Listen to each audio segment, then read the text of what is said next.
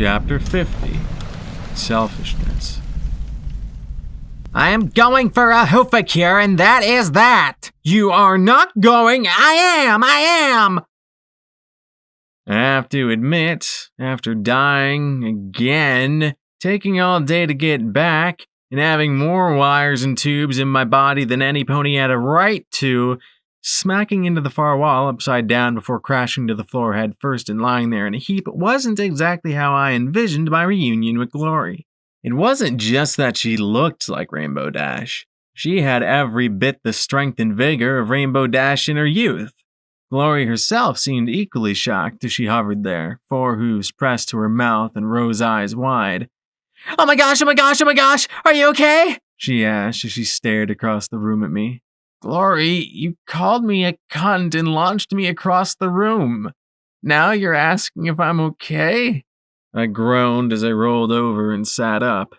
Really? What pony would say yes? I said as I shook the fuzz out of my head. What's going on, Glory? Apparently something really bad, from how quickly her face darkened. She ripped the rag off her head and threw it at me. I hated seeing you run away like that, even though I understood that you were doing it for us. I was terrified for you. Do you realize that? I didn't know if you were alive or dead. I kept waiting for a broadcast or something telling me you were okay, and when I finally got one, what did I hear? Champion in bed. Champion in fucking bed! She shouted down at me. I didn't go through all that just so you could go off and fuck whomever you wanted. I blinked several times as I looked up at her. That's what all this is about? That I had sex with a stallion while I was gone? She screwed up her face and snarled in disgust. Yes! She shouted, starting to pace back and forth in the air. I shouldn't be surprised, I guess. Every pony I care about always leaves me. Mom did it. Dusk almost killed me. You took off twice, once to kill yourself and once to screw that guy. She grit her teeth and clenched her eyes shut. I get it. There's something wrong with me that you don't want to deal with, but couldn't you have told me first? Not broadcast to the entire wasteland. I just bagged a guy and he was so much better than Glory. How could you? I just stared up at her. The entire wasteland? Well, I can't be sure they heard it in Las Pegasus, but for the last 2 days I've been enduring the smirk of every pony in Chapel with the radio, she said as she rolled her eyes. For all I know, my father heard that broadcast. She groaned as she covered her face in her hooves. My life is even more over than it was. I should just turn myself over to the Enclave. Here I am, please try me for treason again, and then shoot me so I don't have to listen to all the innuendo and stickers, she said in a hysterical sing-song voice. I sighed and pulled myself to my hooves. Glory, I didn't do what I did with Stygius for the sex. Then I gave a small smile as I rolled my eyes a little.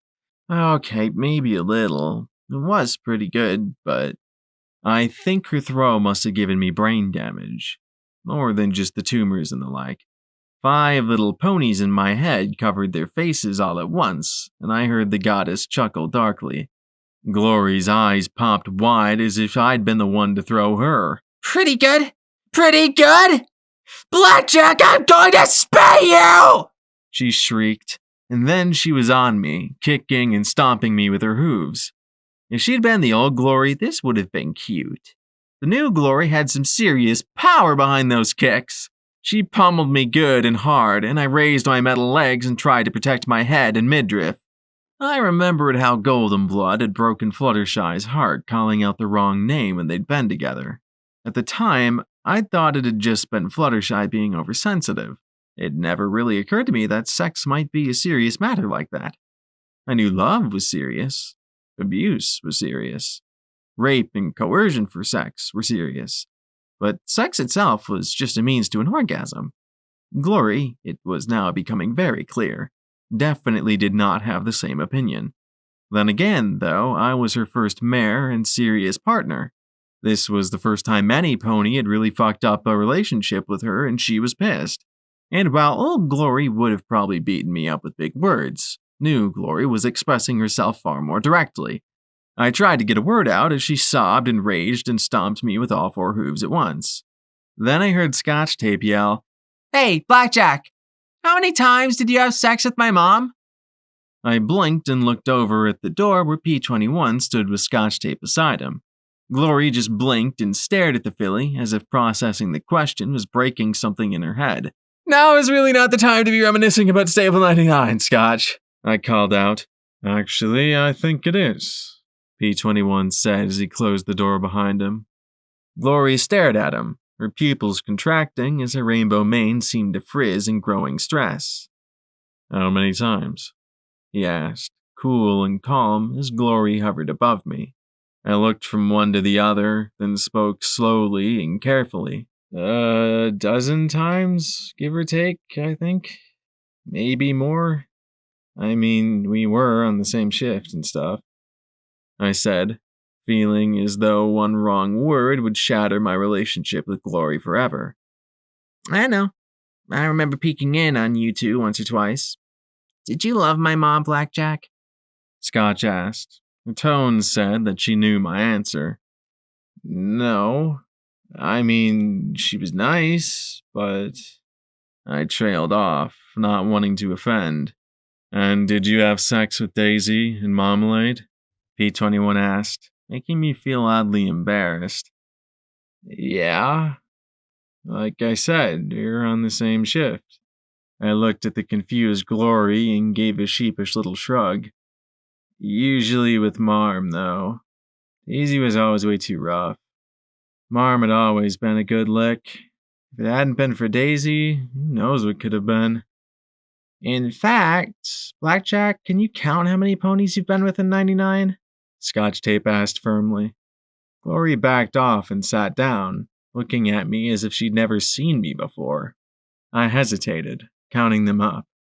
20 or so? I mean, it wasn't like Pallet, I said defensively and glanced at Glory. I mean, she was rutting any second she could. I hoped for a smile, but instead I got a wary look. Not counting males? P21 threw in, pushing back his wide-brimmed black hat to look at me skeptically. Oh, right. Probably about 20 or so of them, too, I said with a growing blush at how the cyan Pegasus stared. P21 himself showed no animosity despite the fact he'd been one of that number at least once. Or maybe other times, too. I just didn't keep males straight in 99. One a month for about 6 or 7 years. Yeah, I had 3 or so myself, Scotch Tape said firmly. Glory gaped at the filly, her final brain fuse completely blown. I couldn't see why. When you were a filly, a little nuzzle and lick was inescapable. It was one of the few fun games to play, seeing if you could do it without people catching you. Did you love any of them? No, some of them I didn't even like all that much, I said softly as I lowered my eyes. Not like Mom and Steam. Not like how I feel for Glory.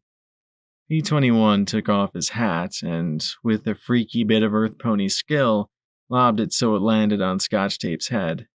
The hat stayed up for just a second, then swallowed the top half of her noggin. He approached Glory and gently touched her shoulder, making the Pegasus jump. This is what we've been trying to explain to you, Glory. When we said sex doesn't matter, we didn't mean love. Mares in 99 had sex with lots of different mares. Kids did. Adults did. As long as it wasn't forced, abusive, incestuous, or disruptive, sure. For lots of mares, it was all they had to look forward to. But it wasn't love.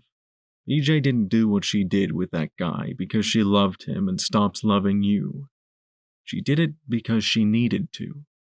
Glory looked at him, then at me lying there, my new legs already dinged up from her blows. I can't. Ugh! She snapped her wings, flying up to the stairs and into her bedroom. She was upset about that? I muttered, trying to wrap my head around it. was crazy to be upset about sex. That was like being upset because some pony stole your carrot chips in the cafeteria. It was hard for us to get to, E21 said sympathetically. We tried to explain it, but she was so wound up she just wouldn't listen. And there were plenty of other things.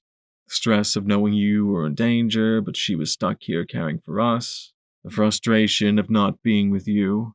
I think these last 4 days were hardest on her. You were screaming, puking, and pooping yourself for 2 whole days, Daddy, Scotch Tape said as she pulled the hat off her head and held it in her hooves. Yeah, but that was just physical, he said dismissively. Glory's trials have been of the heart, and that's always harder. The body can endure anything if the heart is at peace. He caught Scotch Tape's uneasy furrowing of her brows. What?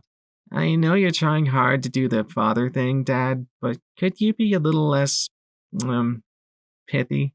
Scotch asked with a crooked little smile.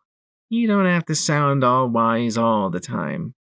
She set the wide-brimmed black hat back on his head, and he returned her smile. Right. I'm sorry.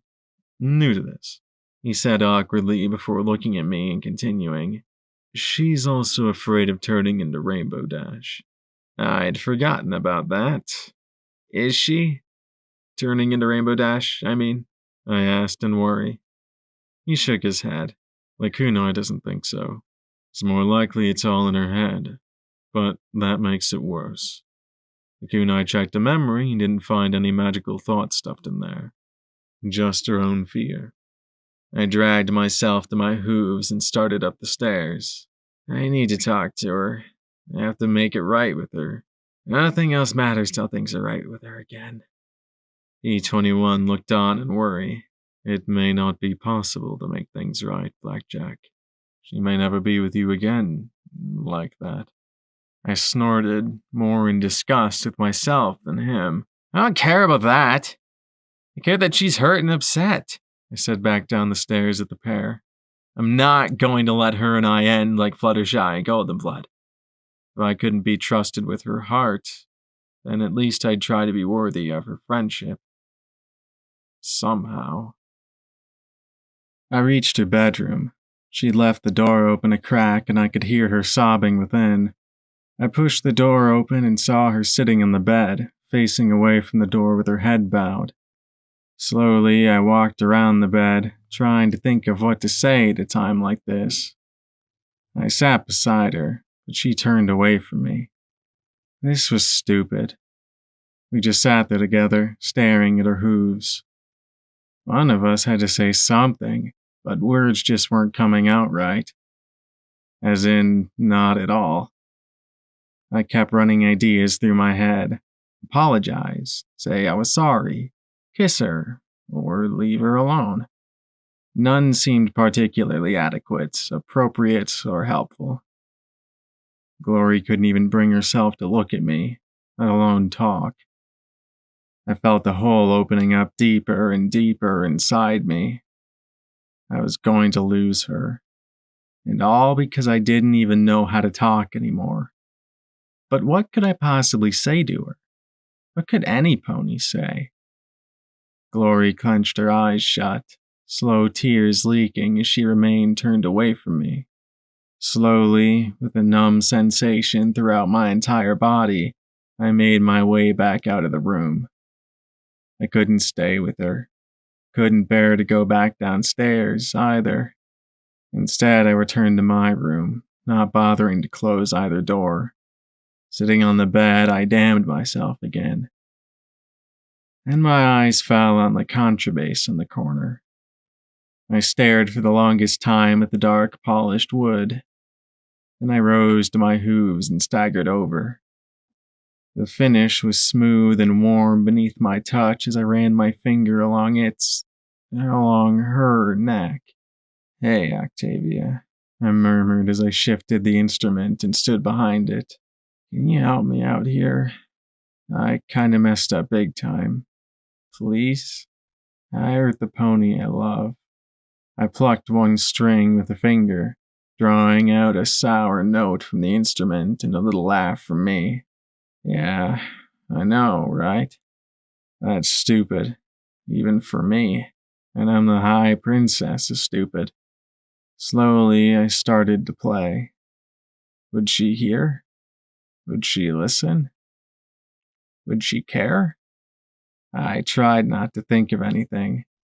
I simply let the music play however it came out. No, not music, just notes. I wasn't exactly sure how long I played, but when I dared to open my eyes, I saw Glory no more than 3 feet from me.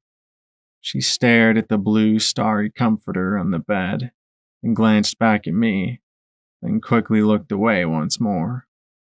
Her rainbow mane fell across her eyes, her expression reminding me of that mare I'd found hiding in the tiny space back in the weather station. No matter how her body changed, she'd always be Glory. I ran the bow against the strings. I knew it would sound beautiful because it came from the pony who'd had a part of her soul locked within. Please help me apologize, Octavia. Help me show how much I love her. I slowly drew the bow, and a low, soft note rose from them. I closed my eyes and gave up control of my hoof to the instrument. It was astonishing how good it felt to simply give in and yield to another that I trusted, to simply stop struggling and be at peace. The notes rose and fell, searching for a melody and not finding it. They rolled out high and fast and then dropped low to slow, full notes as the bow sawed back and forth. They skipped and jangled in frustration. One thing was for sure, no matter what happened between Glory and me, Octavia wouldn't be left in the corner of my bedroom. She deserved to be around other ponies and inspire them to learn how to play. I'd give her to the Crusaders so she'd never be lonely again. Finally, I looked up and saw Glory looking back at me as the sad music played. The eyes might have been different, but the feelings were the same. Her love might have been bound tightly, but it hadn't been suffocated yet. I set the bow aside and patted the wood paneling, and sat before Glory. The cyan Pegasus rubbed my mane and asked in a tiny voice, "Do you hate me for bringing you back? Is that why?" "No, I don't," I said. I shook my head. "I did, for a while. A little stupid, selfish part of me did, but that wasn't why I was Wistigious," I said. "Actually, it's not so little. I didn't want to face it, what I am. When I died, I really thought that was it, and it wasn't such a bad way to go. And then I was back, and different." I looked out the window with a sigh. I didn't take the time I needed. I should have waited a week, a month even, learning about being a cyber pony and making sure I was really over it. I was trying to run myself into the ground. First with little Pip, then with Sanguine, and then all on my own. I closed my eyes and placed my hooves in hers. I promised you I'd never, ever try to kill myself again. I meant to keep that promise. I did.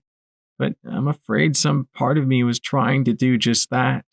I was doing everything I could to tear myself apart. That was the easy part. My eyes met hers. I did bad things, too, while I was gone. I came across a squad of Enclave that tried to fight me, and I just tore them to pieces. I opened my mouth and closed it again, clenching my eyes closed a moment. I had to tell her, but somehow the words got all tangled in my throat. Finally, I managed to get them out. "I think I hurt your sister pretty bad, too." "What? What do you mean?" Glory said in a tiny, horrified little voice. I sniffed and shook my head. "They attacked me, and I fought back, but I was completely out of control. You were right, not wanting me left alone."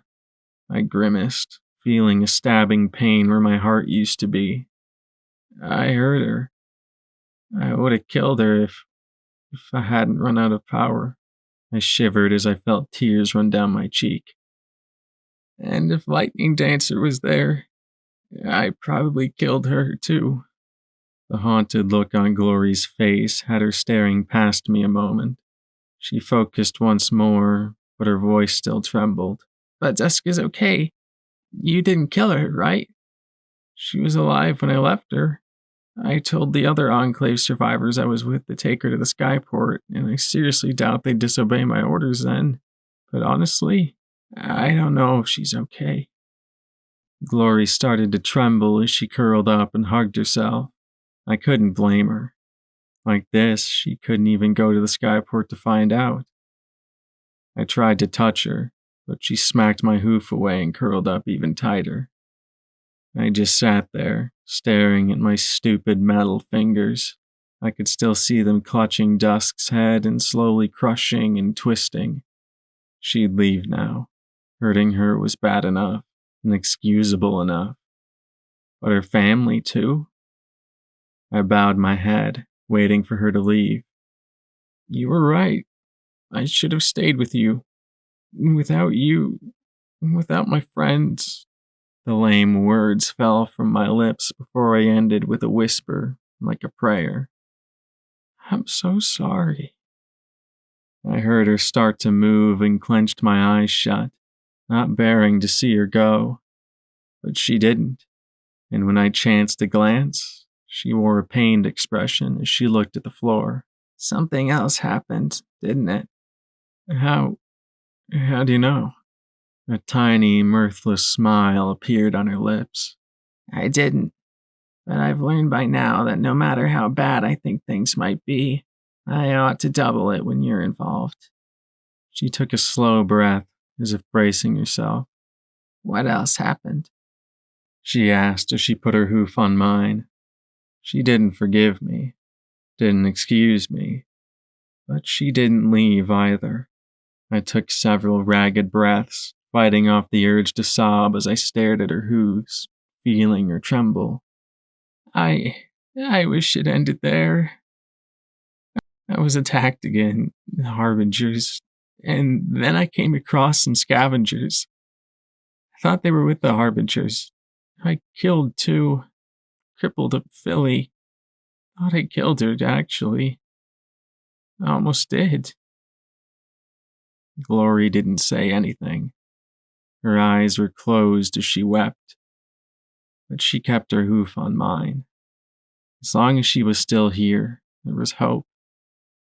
Please let there be hope. I moved along while I still could. I lost it completely then. I mean, I was totally gone. I would have been dead, except that I found a place that helped put me back together again. That got me to finally stop running from my problems and face them, to try and deal with my guilt and my shame. Did it work? She finally asked in a tiny, squeaky voice. Are you better? Kinda, actually. A little. It was a step towards better, I said with a mirthless smile. It felt like months the machines kept me locked in my own head. Got me to finally admit that I'm not okay, Glory. I mean, I know I say I'm not all the time, but I'm really not. Being what I am was harder than just carrying EC-1101 around. Harder than dying of taint. I was okay with dying. It was a cowardly way out. But coming back is this machine. I shook my head, sniffing as I stared at my metal hooves. And here I thought the sex part was the worst. Why? How? She murmured with a blush. I sighed and wiped my tears away. Stygius, he was just trying to mount me. He was a good pony, though, and I needed Stygius to try and deal with what happened on the seahorse. To be able to be a mare, a pony, a person. It was just sex. Good sex, but sex. I didn't love him, and he didn't love me. It was a way to prove to myself that I could control myself enough to be able to get better. I swallowed and said with every bit of sincerity I could muster, "It never really occurred to me that you'd be upset. Rampage tried to warn me, but I just didn't listen." "Did he come here with you?" Glory asked in dread before giving a snotty little sniff. "No. He had to go home. With Whisper, Psycho Shy," I said, and Glory blinked at me in confusion. I filled her in on what I had learned about Psycho Shy, Glory's eyes widening in surprise as I elaborated on the other Pegasus's lineage. It turned out that I didn't have quite as much elaboration to do as I thought, as Glory had already picked up most of it from somewhere. Rampage? But talking about it served as a nice digression from our own problems. "But Whisper?" she asked skeptically when I finished. "Really? Whisper is what Fluttershy and Goldenblood wanted to name Psycho. I saw it in the recording." I gave a little nod, glad that my digression had moved us to safer ground. Glory finally grinned a little. "No, Celestia. That's a horrible name for her," she said with a sniff. "Is she happy, though?" Was that a little wistful envy I heard in her voice? "She's taking a risk. A big one, but I think so. It's a chance for her." I looked up at her and brushed her rainbow mane back. "Well, good for her," she muttered. I sighed, slumping. Enough about the epic failures of Blackjack. "How have your last 3 days been?" I asked, hoping this would be a safe change in direction. Instead, her lips curled into a frown and she looked away. I don't know," she said as she looked at her hooves. "Helping P21 and Scotch was good for me. I didn't have to think about things at first.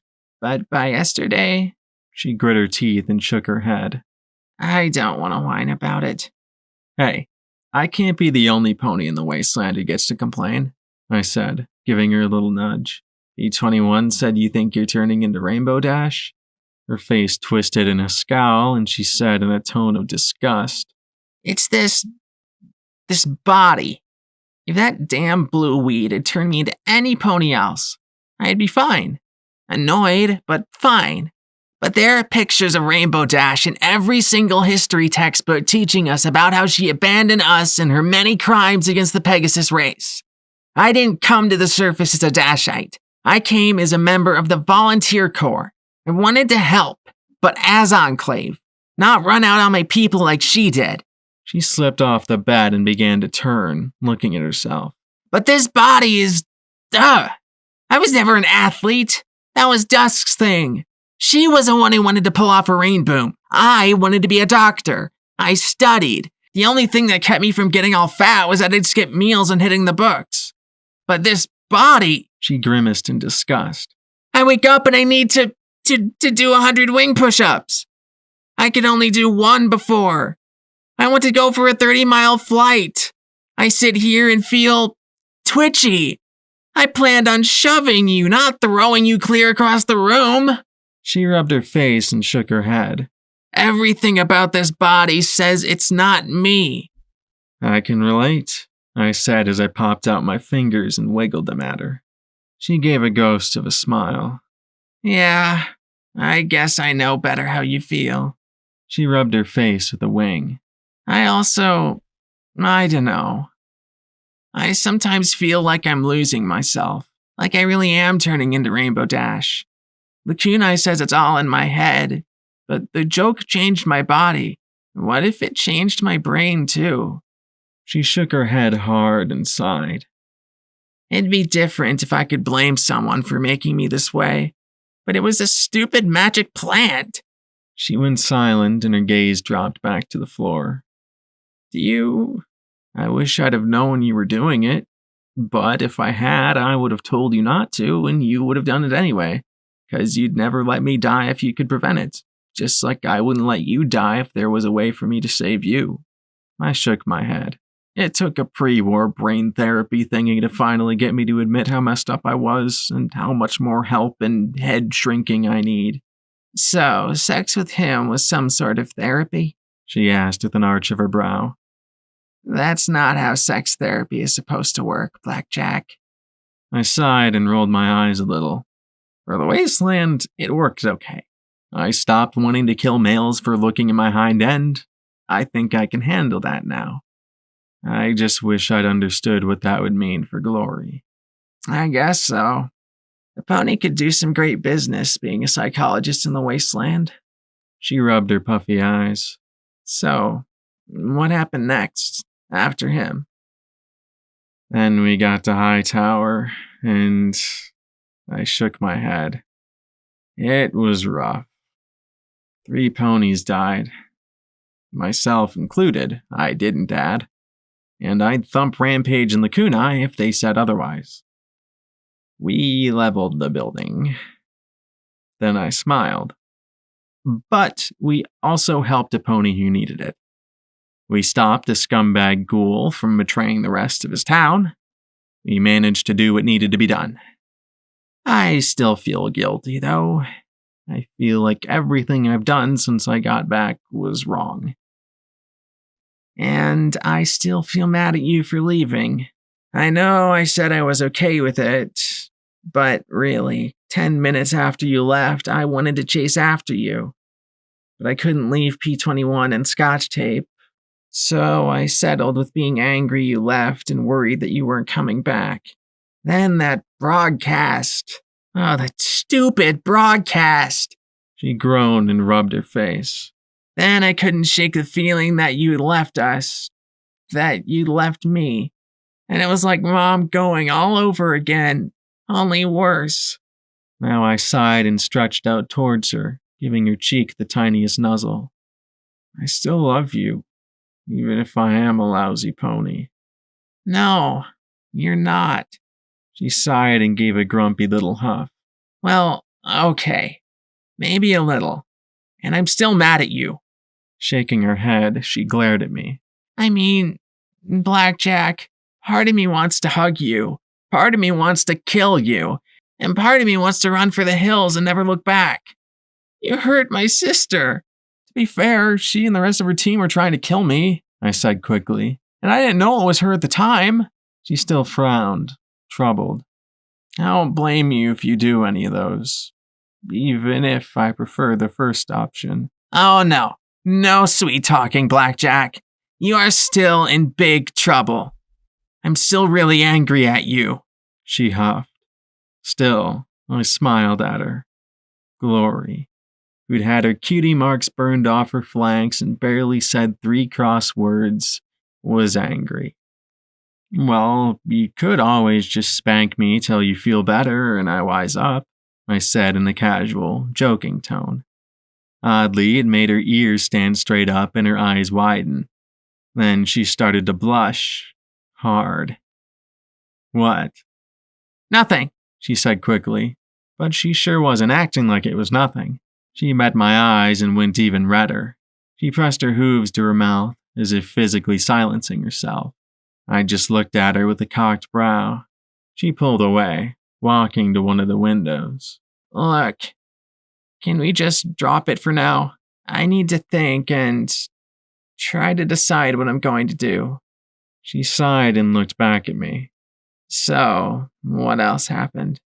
I told her everything, with the exceptions of me dying again and trying to pull myself together yesterday and the goddess in my brain.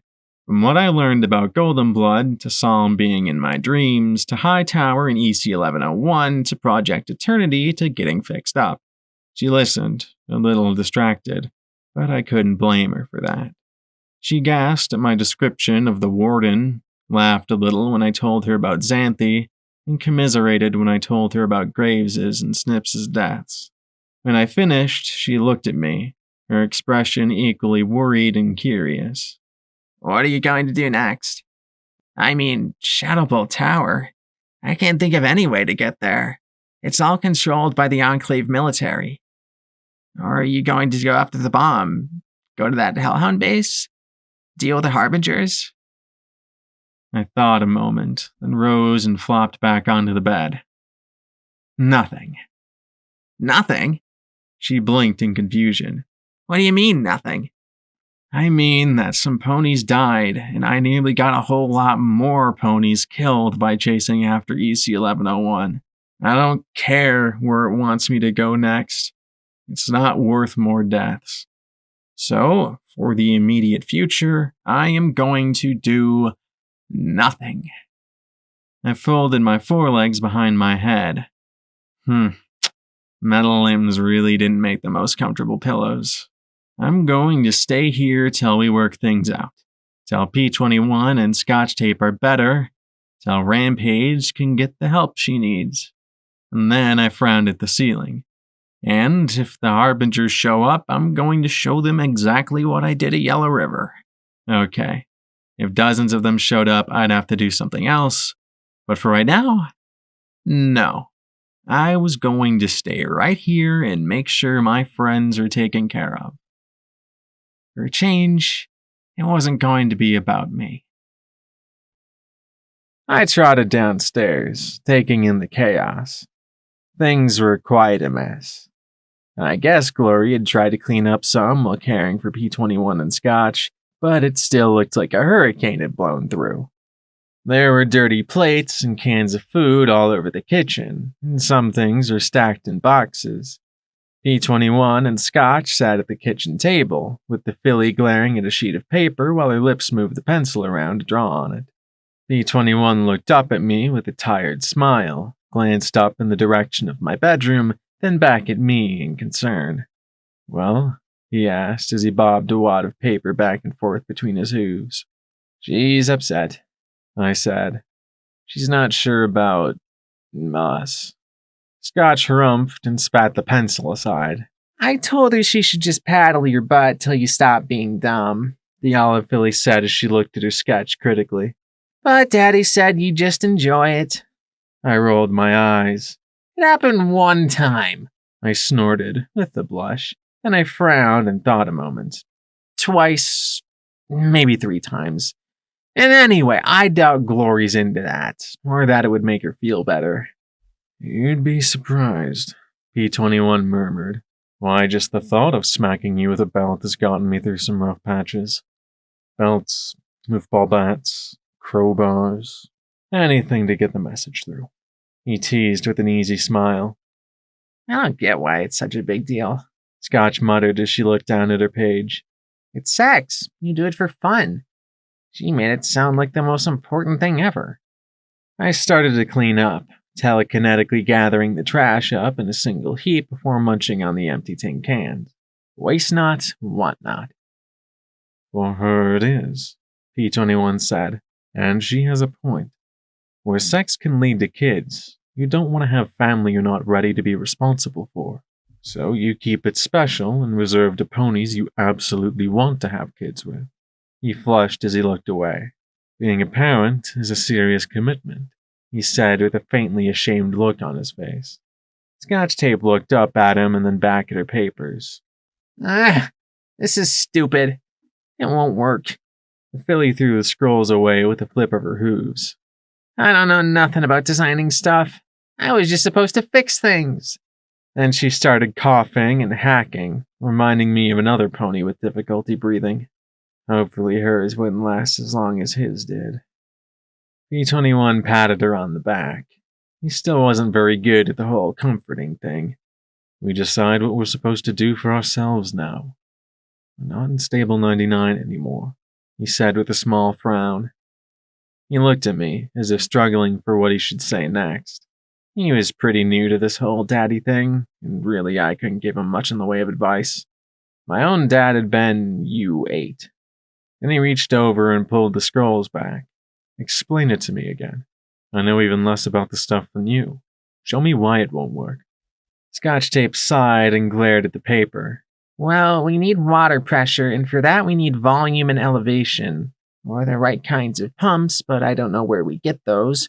And for that, we need pipe, but I have no idea where the pipes are buried or where the shutoffs are or anything. She huffed softly. I can use a storm drain for an outlet. Not quite healthy, but better than what we have. Besides, any water that flows through the ground is at risk of radiation and taint. Flim and Flam really haven't done any pony any favors making all that flux and selling it far and wide, I thought as I crumpled up the waste paper and stuffed it into a bag before tossing it into the living room fireplace for eventual disposal. Flux, the blood of Discord himself. Didn't seem like it broke down. Dilute it or bury it, it just stayed around poisoning and poisoning and poisoning. I thought of gardens for the first time in a long time and shook my head. Someday, maybe. Boo bumped my hip, making me jump in surprise, and I saw the stealthy mare had more papers in her mouth. You trying to help me, Boo? I asked, hoping for a nod. Instead, she smiled and blinked, setting her things down in my forehooves. 3 fancy buck wrappers, a few pieces of scrap paper, and a rumpled up pamphlet titled Surrogacy and You. Where'd you get that? Boo just blinked back at me. I suppose it must have come from one of Marigold's old crates. You'll find a way to get the water pressure you need, Scotch, P21 said as I turned over the Ministry of Peace's pamphlet. Maybe, could you put the water in a barrel or something on a tall pole? Maybe, Scotch muttered as she glowered at the page. But it would be tricky to build. And there wouldn't be much rainwater collection area for it to use. You'd have to spread things out over town, and that would reduce the rainwater available for drinking. Sometimes you have to make compromises, P21 replied. She grunted softly. I pulled open the pamphlet and saw a lightly crumpled Fluttershy smiling back at me. There were pictures of 2 mares holding hooves, one with a slightly swollen belly bump, and a diagram of mare anatomy.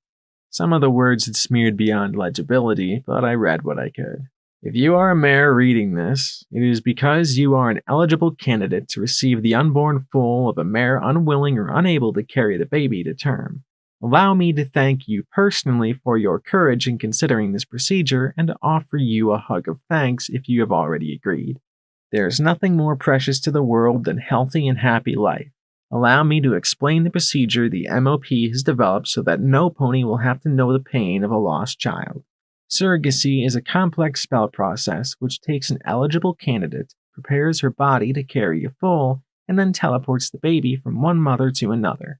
As with any tissue transplant, it is vital that the 2 ponies involved be as closely matched as possible to prevent the recipient's body from rejecting the child. Perhaps you are a mother, sister, or daughter of the recipient. Even more distant relatives are still stronger candidates to carry the child successfully than unrelated ponies, for whom there is almost no possibility of success. If your body is not already in its fertile cycle, biological magic will be used to give a little nudge and put your body into that state. I know it's uncomfortable, but it's necessary to prevent shock to the baby and you. Once done, the surrogacy spell will magically teleport the unborn baby from the mother to your own womb. The process will involve some discomfort, particularly if the baby is well developed, but your body should adapt. Please realize that surrogacy is very stressful on the baby, and as such we cannot remove the unborn child the second time. Understand that while you are a surrogate and may get attached to your infant, the legal rights remain. The rest of the brochure was too obscured for me to read. I frowned as I looked from it to P21 and Scotch Tape working at the table.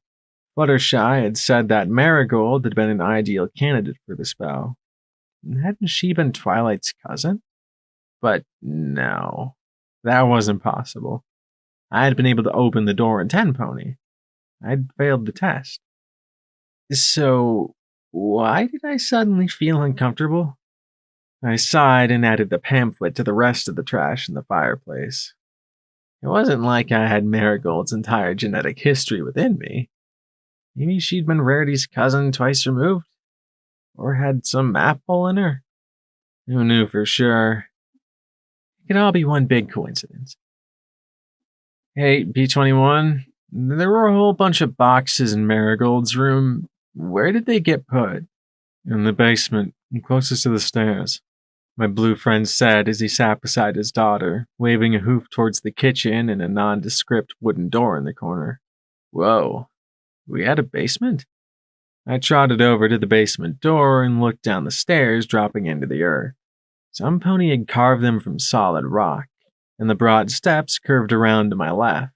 I pressed the light switch, and the bulbs overhead flickered to life. I trotted carefully downwards, feeling a strange sense of deja vu. Clearly, we weren't the first to put things down here. The amount of stuff crammed in the deep, narrow space astonished me. Old furniture half covered up by sheets, boxes with bags of ancient clothing, pieces of worn, manually driven kitchen equipment. It was one thing to think of Star House being around since the war, but as I looked deeper into the space, I had to wonder just how long ago it had been built. Even the walls of the basement were decorated with stars and moons.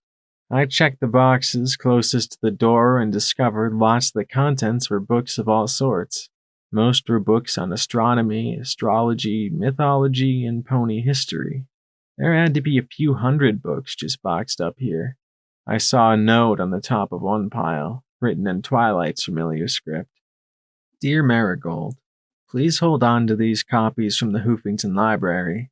I know that Image is supposed to screen all books for inappropriate material, but I just can't stand to think of any of them being sanitized. I don't know what Rarity is thinking some days. She's grown so cold and distant. I don't know if I should talk to her, my friends, or Celestia, or Luna, or Golden Blood about it. I just don't know. I want to talk to some pony. I don't know who, but I want to so terribly. What's happening to all my friends? What's happening to me? What's happening to us all? I'm sorry that things didn't work out with you and the space program. We're still going to launch rockets to learn more about the moon and stars and Equestria until they turn those into weapons too. I think you did a really brave thing keeping your baby.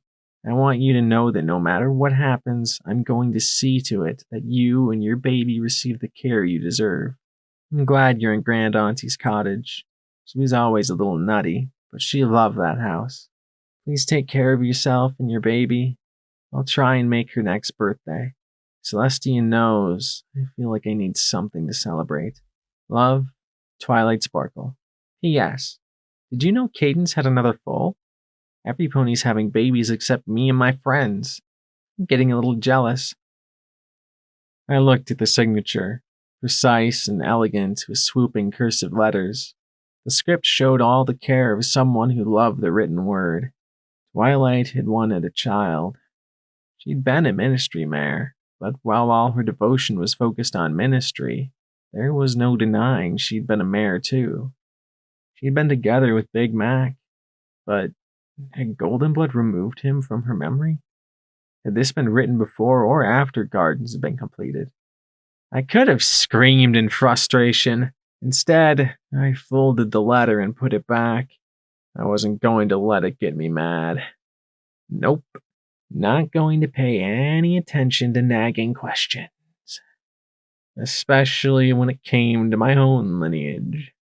After dying again, and what I'd experienced in Happy Horn, I put the shame I felt welling up in me on trial. What would it matter if Twilight were my ancestor? Okay, I wasn't nearly as smart as she was, but Twilight hadn't been perfect either. Not after what I'd seen in Hippocratic research.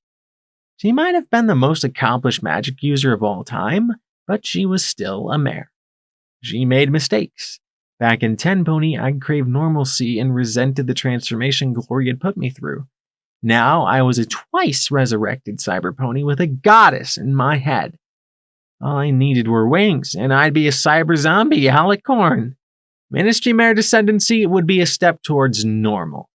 No, Glory forgiving me would be a step towards normal.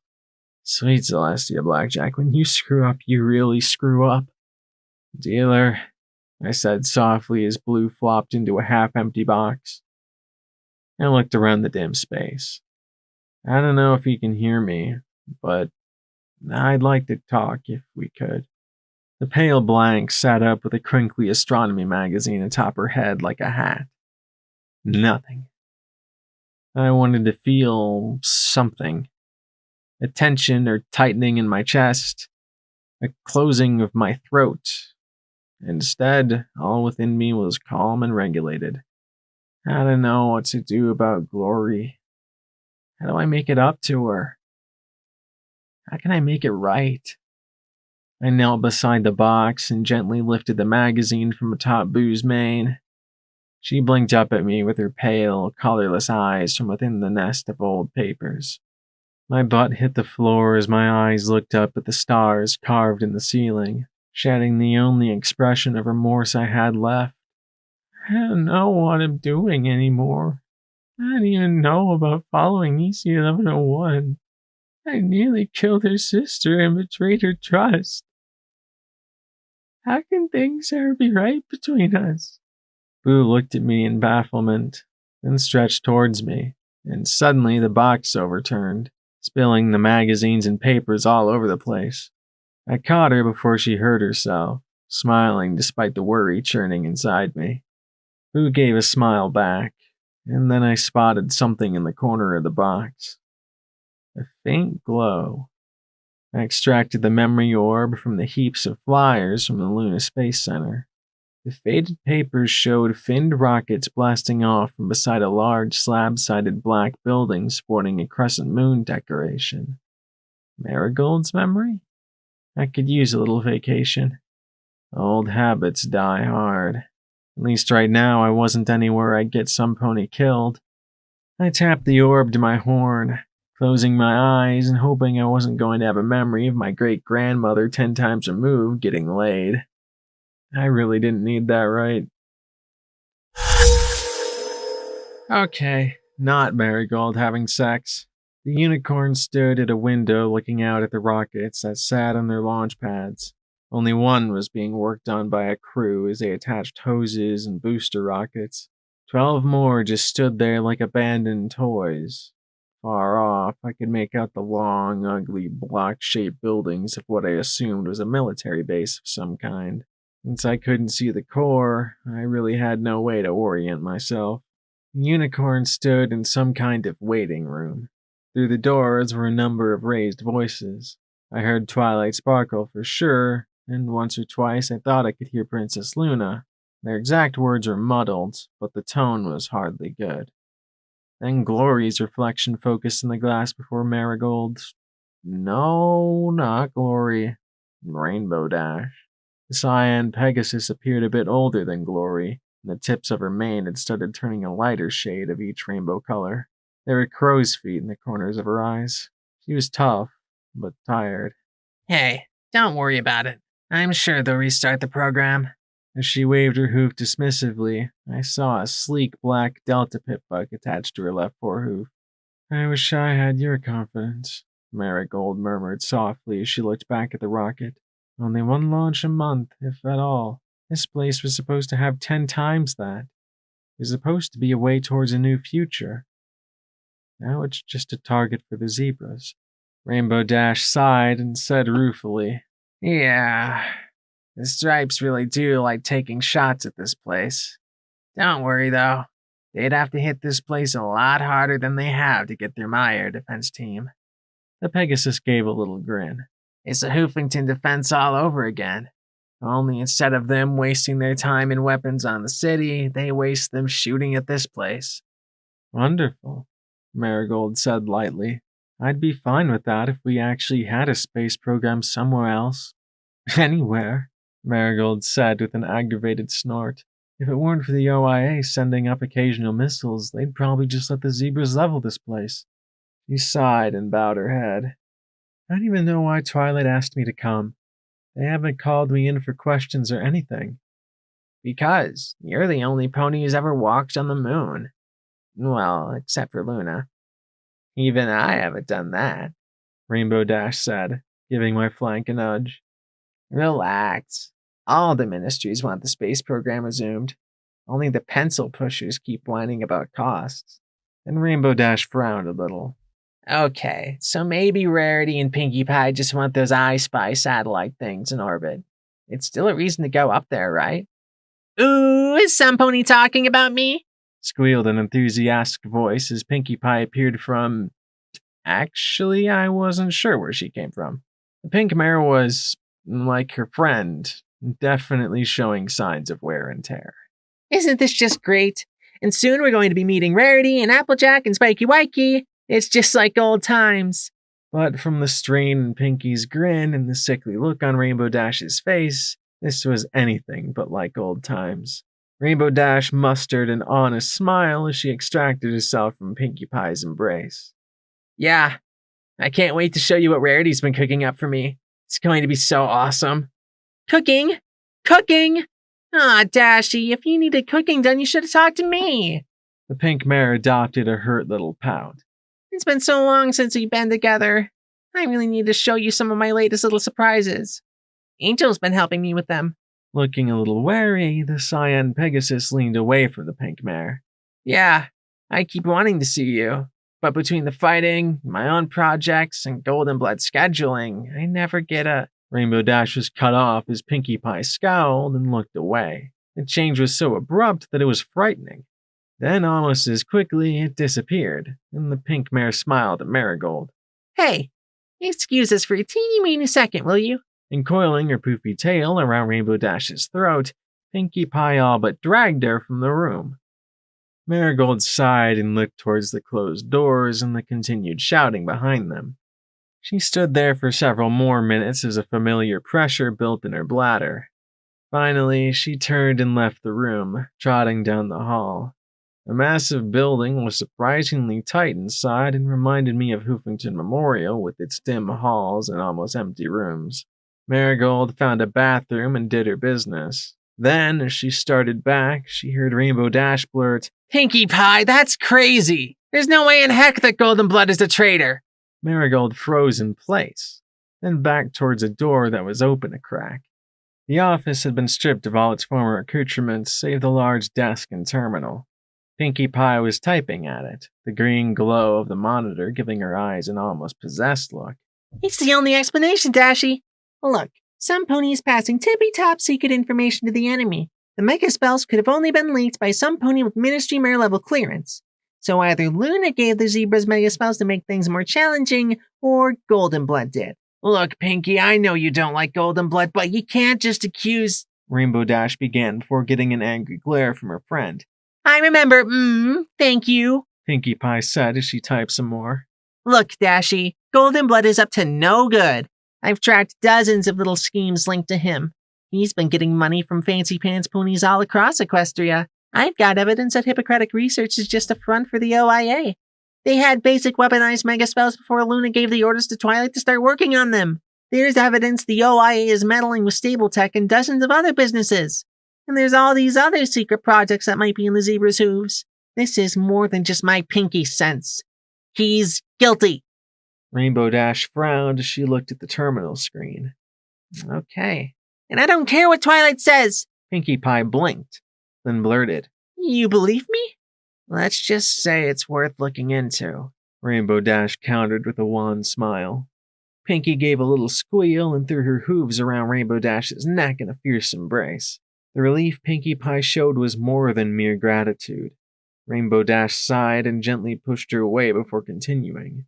Let's say you're right, and Golden Blood really is a traitor. None of this is actual proof. We need some pony to gather evidence that the OIA is passing secrets to the enemy or working behind Luna's back, something that Princess Luna can't ignore. Maybe I can talk to Sapphire, my liaison.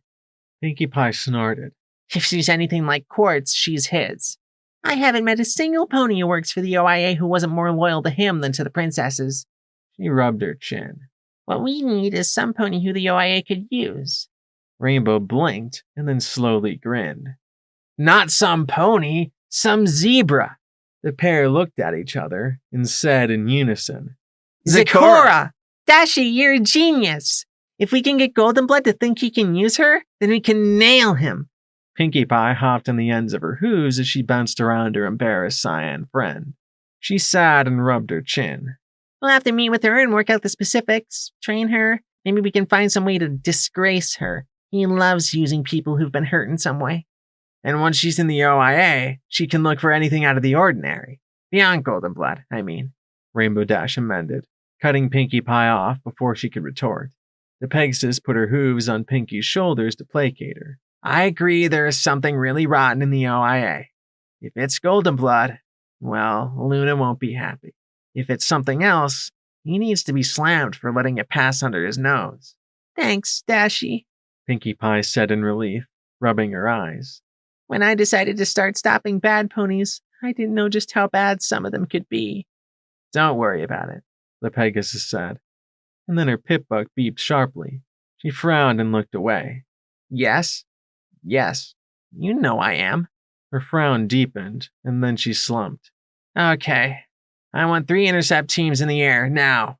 I'm en route. She looked over at Pinkie and gave an apologetic little smile. Sorry, Pinkie. Looks like the zebras want to play. I'll see you in Manhattan. She paused and put a hoof on Pinkie Pie's shoulder. Please, try to get along with Twilight. Pinkie Pie gasped and swelled, gritted her teeth, and slowly swallowed her rage. I'll try. She just can't accept she's not the only smarty smart pants. She just can't accept that she might actually be wrong. Yeah, well, that's Twilight for you. Rainbow glanced at her Pip-Buck. Anyway, we can work out the details at your hub after the meeting with Rarity. Gotta fly. Yes, you do, Dashi, Pinkie said with a small, sad smile. The Pegasus unlatched a window and pushed the thick glass open with a hoof, and looked back with her own small smile. Yeah, I do. 'Cause it will be so awesome. And with that, she flew out into the air. Pinkie pushed the window shut with a tired, frayed little smile. Then she paused, her ears flopping back and forth. A second later, she sniffled and wrinkled her nose. Finally, she hopped twice. Then she snapped around and looked right at me. Her bright blue eyes flattened as she stared into Marigold's.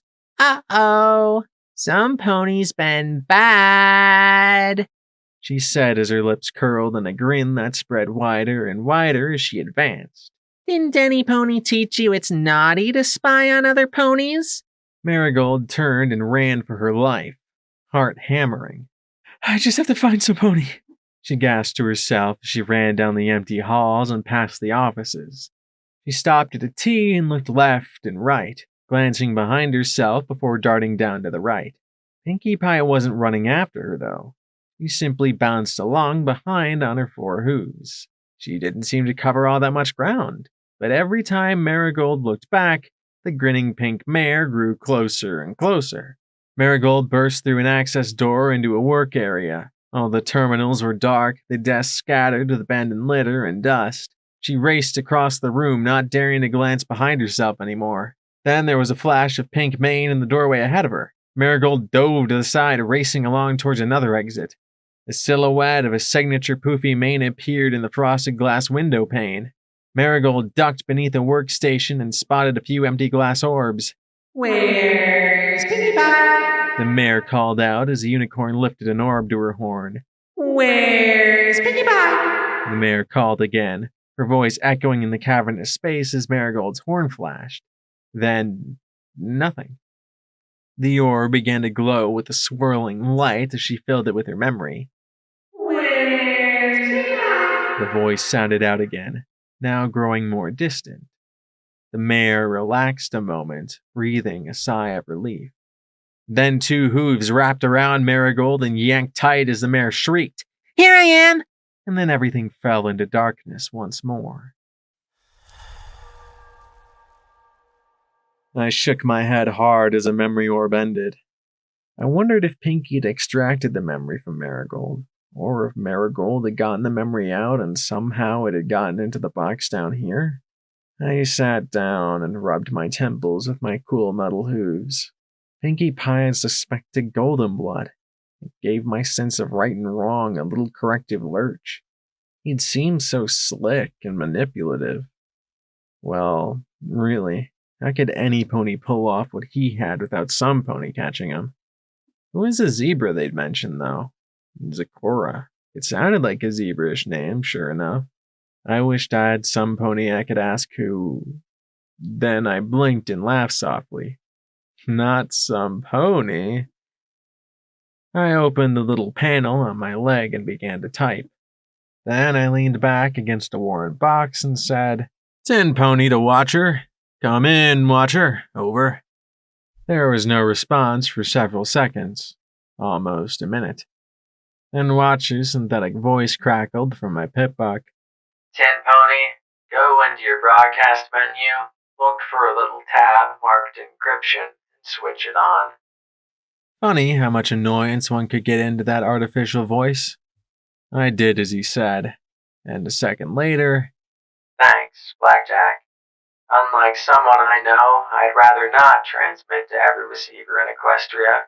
Oh, come on. It's not that bad, I said with a roll of my eyes. Champion in bed? Watcher said at once, making me flush. Okay, so maybe it was that bad. Just a little, Watcher said, then asked.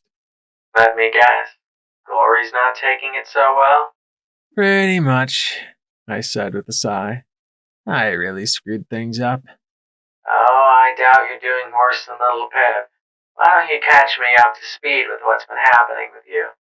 It's been a while since we last talked. Glory was getting stuff to help you. I settled back and sighed. Okay. You'll probably want to get some paper for notes, though. I took a deep breath. So, it all started with the first time I died.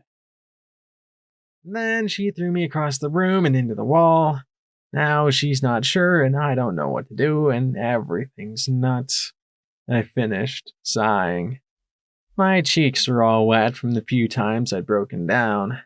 He'd been a very attentive listener, not interrupting and letting me get everything out. The only time he'd stopped me was when I thanked him for his help in Golden Bloods, asking me to elaborate on any other times I gotten messages from him. He hadn't said anything besides checking something out, so I simply continued to the very end. The dragon seemed to think that I'd finished. Wow. And I thought Little Pip had it bad. I sighed, trying to think of how to add the one part I'd admitted in my tale. My new connection to the goddess. Somehow, I couldn't just spit it out. It shouldn't have been too hard, but I just couldn't speak the words. His comment about Little Pip, though, I dropped it. He didn't need to hear any more of my whining. Really, I was starting to respect her even more than the stable dweller. She probably has it worse, I said with a chuckle. How's she doing, anyway? I remembered what Homage had shown me. Is she, okay? He seemed to guess my line of thought. I still think she's fighting the good fight. Our boo is ugly, though. Turned out to be a whole town of cannibals. Willing, intentional cannibals, not your virus variety. That gave me the shudders. Raider ponies eating because they were diseased was one thing, but choosing to eat others? As for right now, I don't know. She's probably outside Canada. I'm trying to get some eyes to shadow her, but the last spot I found near their location got eaten by a radigator. If my guess is right, though, she's probably somewhere around the zebra settlement at Glyphmark. Zebras? I'd almost forgotten. Spike, who was Zecora? Zecora? How do you... Never mind. I swear, lately it seems like every third band of ragtag misfits is stumbling over all kinds of things forgotten over the last 2 centuries. The synthetic voice sighed. Zecora was a friend of Twilight and the old pony gang. She lived in the Everfree Forest and was a bit of a loner till Twilight and the others got her accepted in Ponyville. During the war, though, well, she was arrested for being a spy and traitor. Twilight went all the way to Princess Luna to get her released, but before she could, she was rescued by Zebra sympathizers. Did she ever work for the OIA? I asked as I looked around, wondering where Boo had gotten to. I don't think so. I know Goldenblood talked to her once about being a liaison with the Zebras early on, one of his back channels. I have no idea if she accepted or not. After she escaped from custody, she disappeared from sight. Then, one night, a few months later, she got caught breaking into a high-security area of the MWT. nearly killed the guard before she was intercepted and killed by Applejack's cold friend. Applejack never really forgave him. Watcher said with a sigh. That was just a short while before everything went, well, really bad. So maybe Zecora had been freed by the OIA and found something incriminating. Or maybe something else had gotten him in trouble with Luna. How are you doing? Anything else interesting happening in Equestria? You have no idea, Blackjack. Everything out west is so tense that it feels like it's going to snap any second. Raider camps are being hit hard, like Steel Ranger hard, but minus the Rangers. There's some pony with some pretty scary skill cutting us off from the broadcast towers. Red Eye's recruiting every pony with a gun and a willingness to die for his cause. The Steel Rangers are in a full civil war. Even the Alicorns have been pulling back closer to Maripony. Suddenly, I felt the goddess begin to press on the inside of my mind. I might not have been a real Alicorn, but I had the connection to Unity, and she was trying to take over as hard as she could. I gritted my teeth and gulped, fighting the connection. To no avail. Against my will, I choked out the question, "Do you know if little Pip is planning anything against the goddess?" Each word spilled from my lips, and I twitched and jerked as I fought my own body to cut the connection. "Push the button, Blackjack! Just push the button!" Well, you know, little Pip. I'm sure she's got something planned. Maybe she's going to try to blackmail the goddess into attacking Red Eye. Or maybe she's got something else in mind. I know she was trying to set something up with God. Who? It didn't matter. The name set off more and more murmurs of speculation in my mind as the pressure in my skull grew. I felt the goddess twisting my will and wits as the souls of Unity began to whisper to each other in excitement. The goddess was speculating on what it could be. The goddess was crawling through my mind, looking for any hint of what I knew about what little Pip might be up to. My memories of my time with her were little more than an inebriated blur. Well, if you find anything out, let me know. Sure. Good luck, Blackjack. I'll let you know as soon as I can. I struggled to warn him, but I was helpless. No matter how hard I fought to keep it open now, I couldn't stop myself from severing the connection. As soon as it was broken, I grabbed a shelf and smacked my head hard against the metal beam. "Get out!" I yelled, trying to think of how to reconnect with him. But I stared at the screen and was struck with the horrifying realization that the knowledge of how to connect to Spike's cave was lost.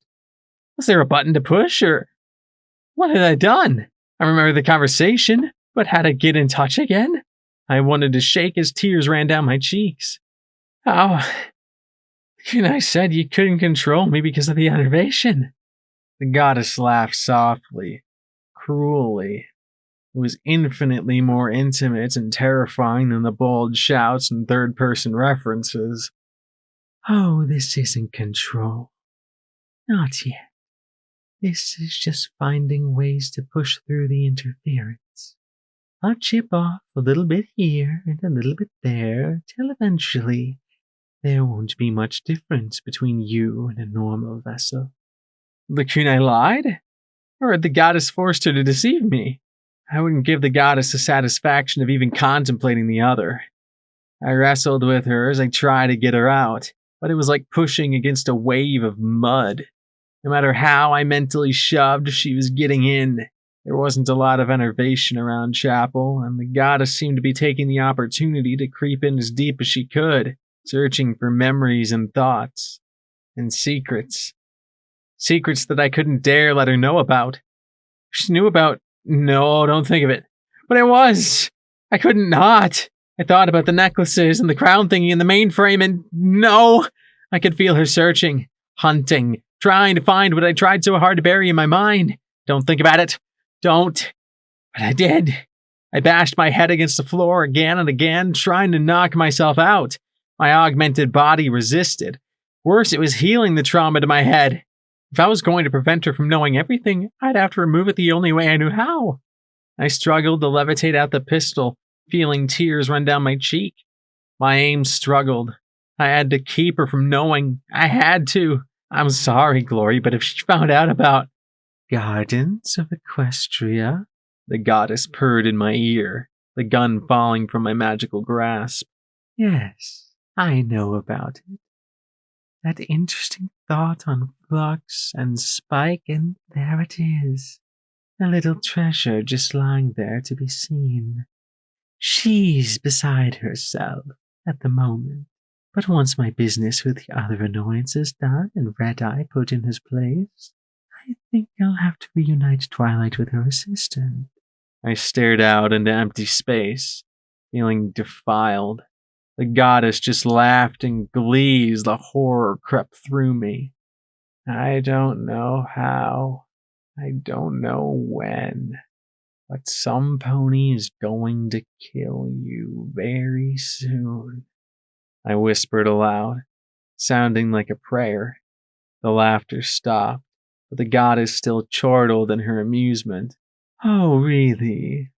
I assume you're referring to little Pip. Yes, I'm sure she'll try something heroic at the most inopportune moment. You don't know what, but you have guesses.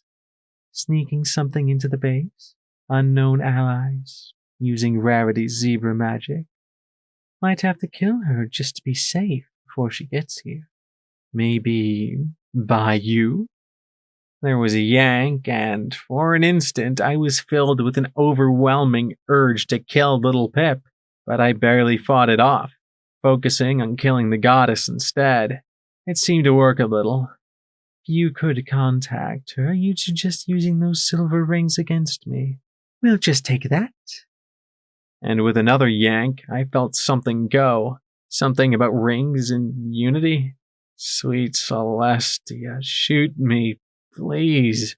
Oh no, Blackjack. No killing yourself. No telling any pony either. Neither you nor that garbage bin you call a friend. The goddess hissed softly in her malice. No pony has ever insulted me the way you have. No pony would dare. Well, now you're mine. I'm going to tear off itty-bitty little pieces of you till there's nothing left but a shell. Then I'll have that garbage bin bring you back for a real transformation to a proper shape. I'll make sure that all the wasteland sees what I'm going to turn you into, so none ever dare to challenge me again. I didn't think of anything except that prayer over and over again. Boo came over and butted my shoulder repeatedly before curling up beside me. All I could do was think and wait for the goddess to turn her attention elsewhere. Some pony. Any pony. Help me. I spent the better part of an hour sitting there in the basement, fighting against a goddess who, for all I knew, had moved on to bigger and better things. Boo snoozed beside me, bored, before the blank had finally had enough and started butting me towards the stairs. I fought giant monster ghouls and other creatures, but I was helpless against a little white pony who stubbornly bumped me to my hooves and then up the stairs. Once I started moving, I could keep going. I just couldn't stop, but I could run in place till my friends are ready to go. I kept trying to think of ways to tell my friends what had happened to me, to let Spike know I couldn't be trusted, but I couldn't. Something inside my brain had been tweaked. No, I wasn't a puppet yet, but the goddess was tying strings to me all the same. E21 and Scotch tape were both gone. Off doing a project, I supposed. In the living room, I returned to going about the simple motions of cleaning and did everything I could to not think about it. Not the goddess, not Glory, not EC1101, not Zebra Balefire bombs, nothing. I cleaned up like I'd never cleaned before. Mom would have been shocked and amazed. Boo went right to the cupboard. I couldn't find any snack cakes, but I did come across some sugar apple bomb cereal. I filled a bowl for her, and sucked on a ruby as I worked. Mom. I never really appreciated her as head of security. And she felt the same way, burdened down by so many things she couldn't control in 99. The overmare, rivets, her duties, and me. How'd she manage? and she felt the same seesawing sensation inside her that lurched from depression to panic and back to depression. I soaked a wash rag in the sink and began to scrub the counters, looking at the white stars on the countertops and smiling a little, crying a little too. "Blackjack?" Glory said softly behind me. I didn't face her.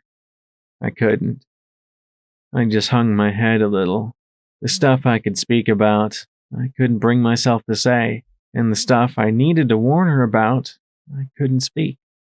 So I cried and moved the rag in slow little circles like I was determined to get that one tile spotless because it was better than anything else I could do.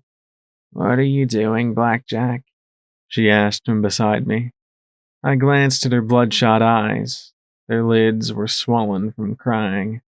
"Cleaning," I said lamely as I looked away. She reached down and stopped my hoof with her own. I saw then that I'd washed a perfectly round circle in the tile while missing the rest of the mess.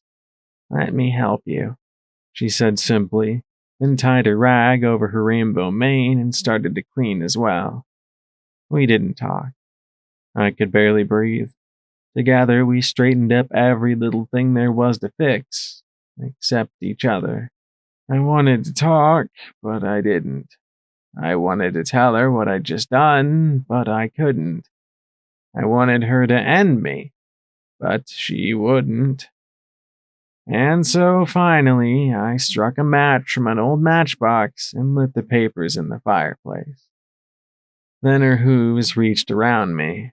For a moment, I tensed, ready for another throw. But it didn't come.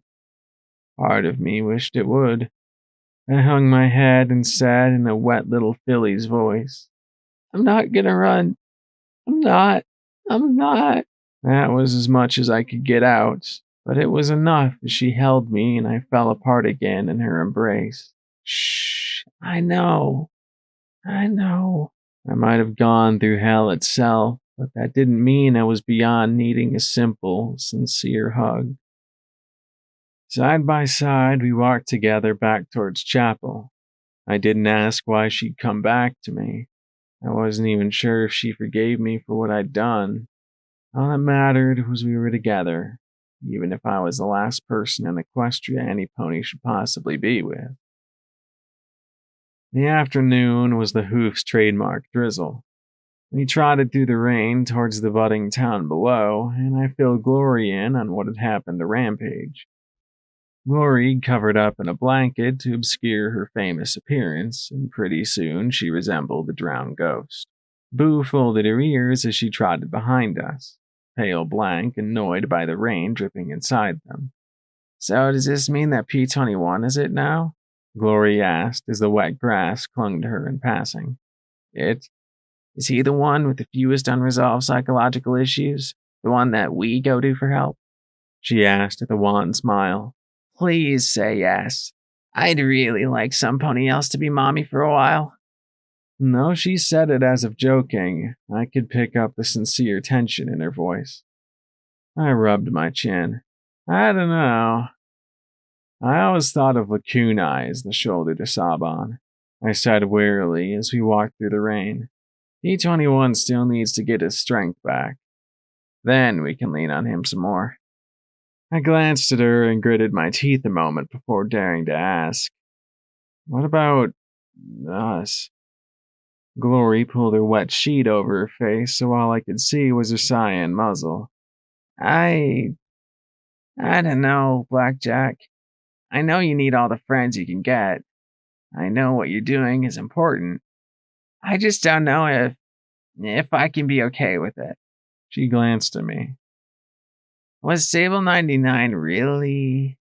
I shrugged. I lived there my whole life, so I have no idea. Ponies not having sex except with one, and only one, partner just seems, well, stupid. I winced as I saw her frown. Not that it is, just that's how it seems. I mean, don't you ever look at a mare and want to do stuff with her? Glory bit her lower lip a moment, then said softly, "Maybe. There was Caprice. There was? I blinked in surprise, and she looked at me, the raindrops running along the edge of the fabric as she smiled a little. I thought you hated her. I envied her, Blackjack. There's a difference. She sighed and went on. I have to admit, she is pretty cute. And the way you and her just did it, had fun even when you're total strangers. Well, I was a little bit jealous. The Enclave is very strict on heterosexual relationships and reproduction.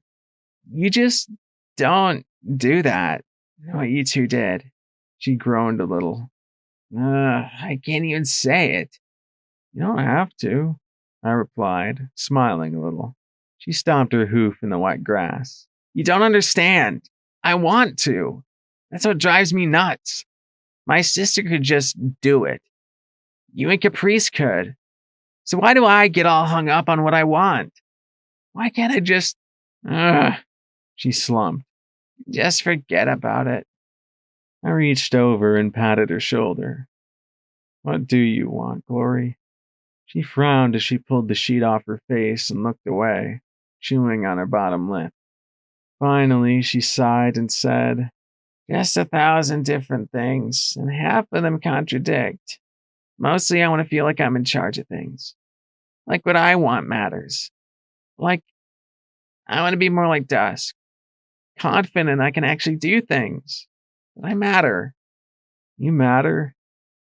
You matter the world to me, I told her frankly. I know. And I know you mean that, Glory said with a sad smile. I just don't know if I can stand mattering to you and being your very special sun pony at the same time. And with that, she pulled the sheet back over her head. Then she sighed and said, in a more annoyed tone, You know, it's times like this I can understand Surface Pony's annoyance of keeping the skies covered. As if sensing her ire, the heavens replied. Soon it was pouring such buckets that we nearly stumbled into Chapel's minefield. We made the detour to the right, trying to find our way to the road. We passed the ruined church, and I paused as I looked down the road towards the bridge. I saw a lone, pale pony standing in the rain, staring at the swollen, churning river. Rampage! Glory called out. Slowly, we approached Rampage, the striped earth pony standing as still as a blank. She'd stashed her armor somewhere. Her pale pink eyes looked longingly into the foaming brown water. It really hurts, you know, Rampage said as she looked down. Dying, I mean. Blackjack knows. Drowning's not that bad. I once tied half a skywagon to me and jumped off the Hoofington Bridge over by the arena. Spent 2 whole years down there. Really boring.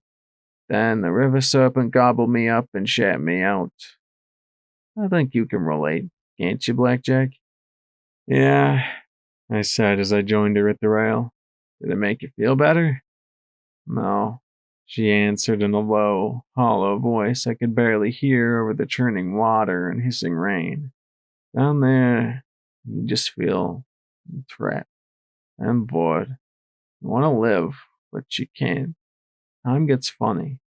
I know it was 2 years from Pony's asking where I disappeared to, but it felt somewhere between a few days and 1,000 years. Sometimes both. She looked over at me. I really wish that you'd use that super gun on me, Blackjack, before I found out about eternity. You're a real pony, Rampage, Glory said as she moved beside her on her other side. No, she said as she stepped away and pointed her hoof claw at the Pegasus. You're a real pony, Glory, and so are Blackjack, P21, and Scotch Tape. You had lives, family that loved you, childhoods. You were actually people. She started to pace.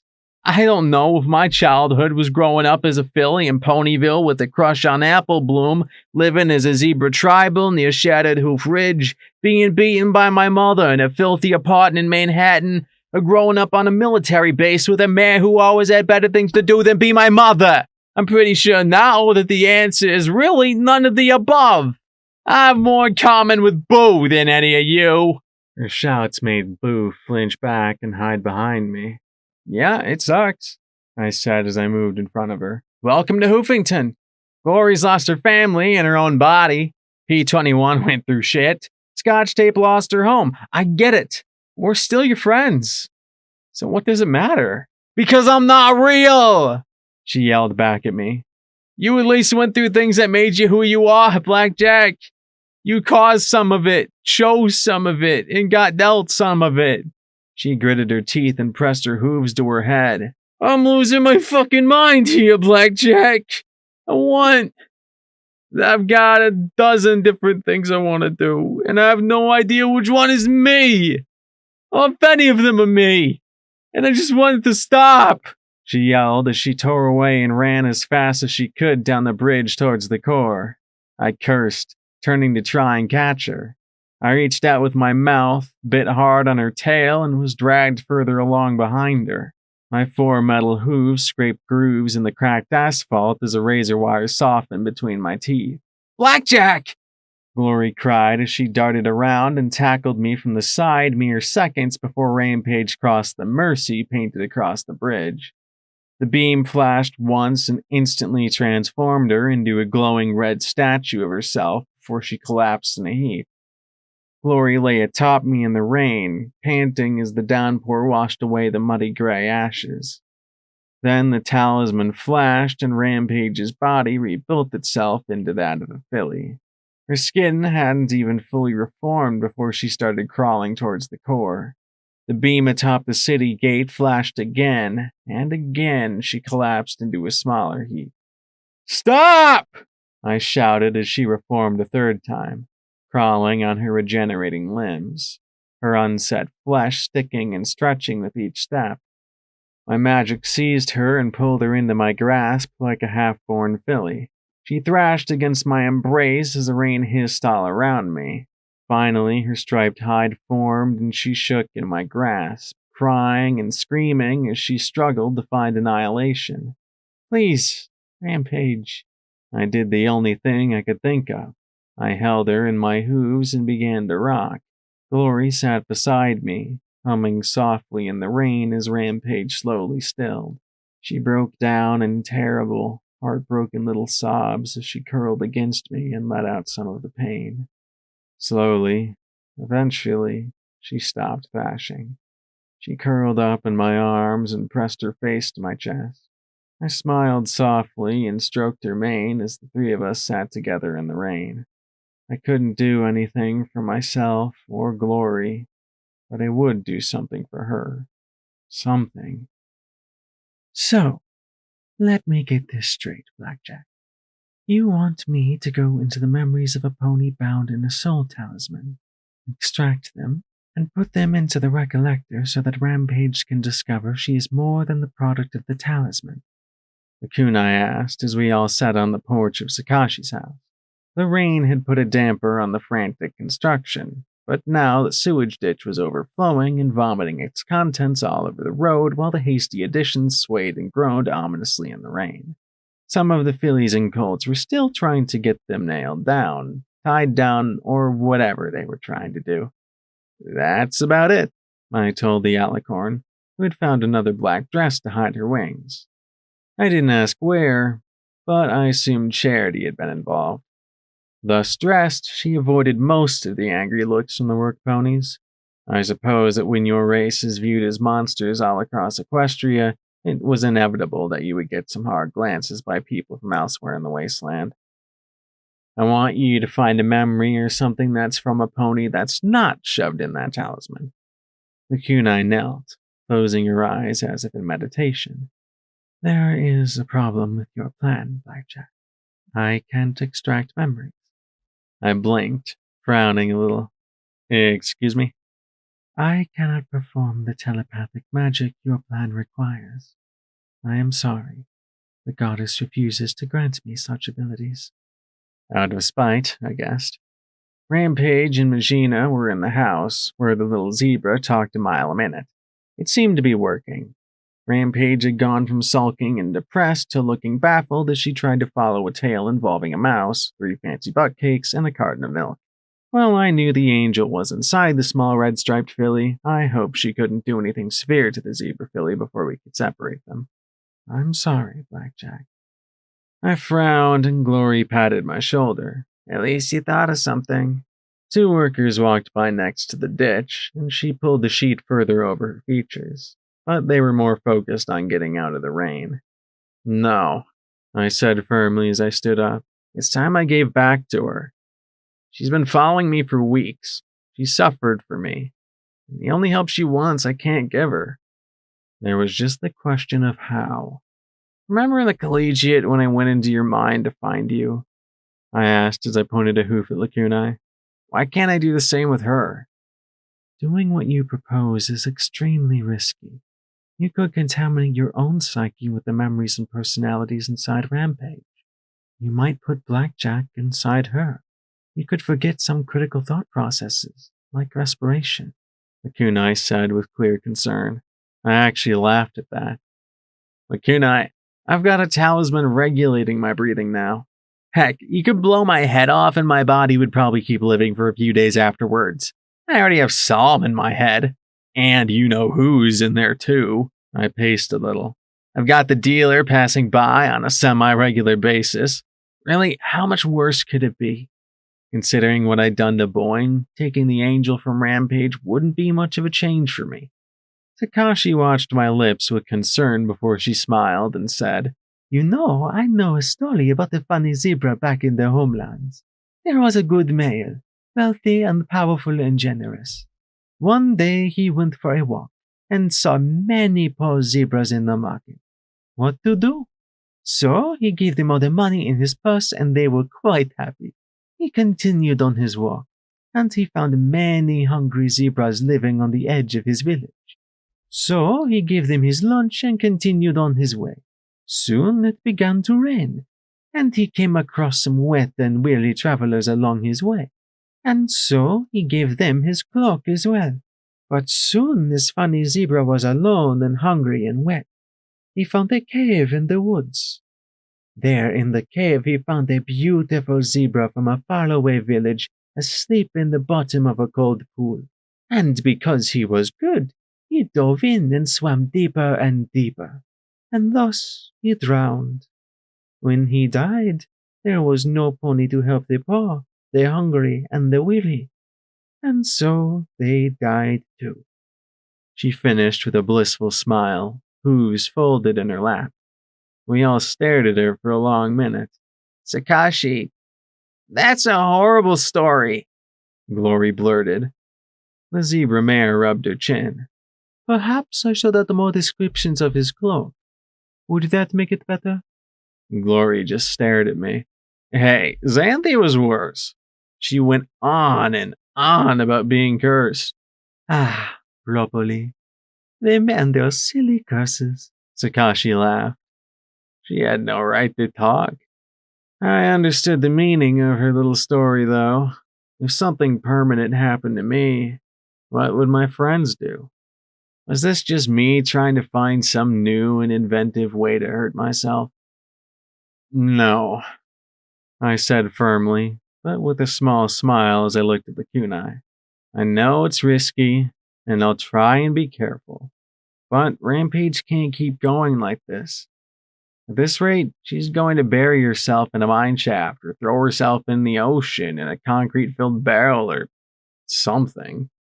Something drastic and so long-term I wouldn't be there to save her.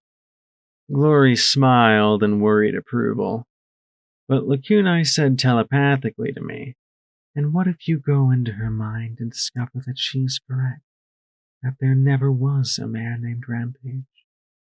Then I'll lie to her and be your friend till the lie is real, I replied telepathically. If I can give her peace and can help her, then I will. And while I had her in my mind, I thought, you knew the goddess was trying to take me over, didn't you? Yes, I feared it was a great risk and that she would make the attempt. She knows a pony like you or little Pip is her greatest threat. The kunai replied shamefully. I failed you. No, it's not your fault. It's the goddess's. I smiled at the alicorn. Don't worry. I'll think of some way out of this. And there's the stable dweller out there, too. If little Pip can't do something, the stable dweller will. Probably drop a balefire bomb or a house on her or something. There was a note of disgust in my mind. You two do realize I can hear you, right? The goddess said dryly. And the moment you do think of something, I'll know it, she added in a mental snarl. Then there was a pause, and the goddess snapped irritably. And your stable dweller is little Pip. Oh, sure. Like I was going to believe anything she said. I got the impression of a pony throwing their hooves into the air in resigned annoyance and tried to put killing the goddess out of my mind for now. Right now, Rampage needed help first. I've been in and out of too many memory orbs to count. If it'll help her get answers, I'll try it, I said, then met Glory's worried gaze. I tried to give a comforting smile. Going to be careful? I will. I then looked in the next room where a tiny Regina jabbered to a morose Rampage. I can give her peace. It's a chance I have to take. I caught Glory staring at me with a small smile. What? I asked in worry. Nothing.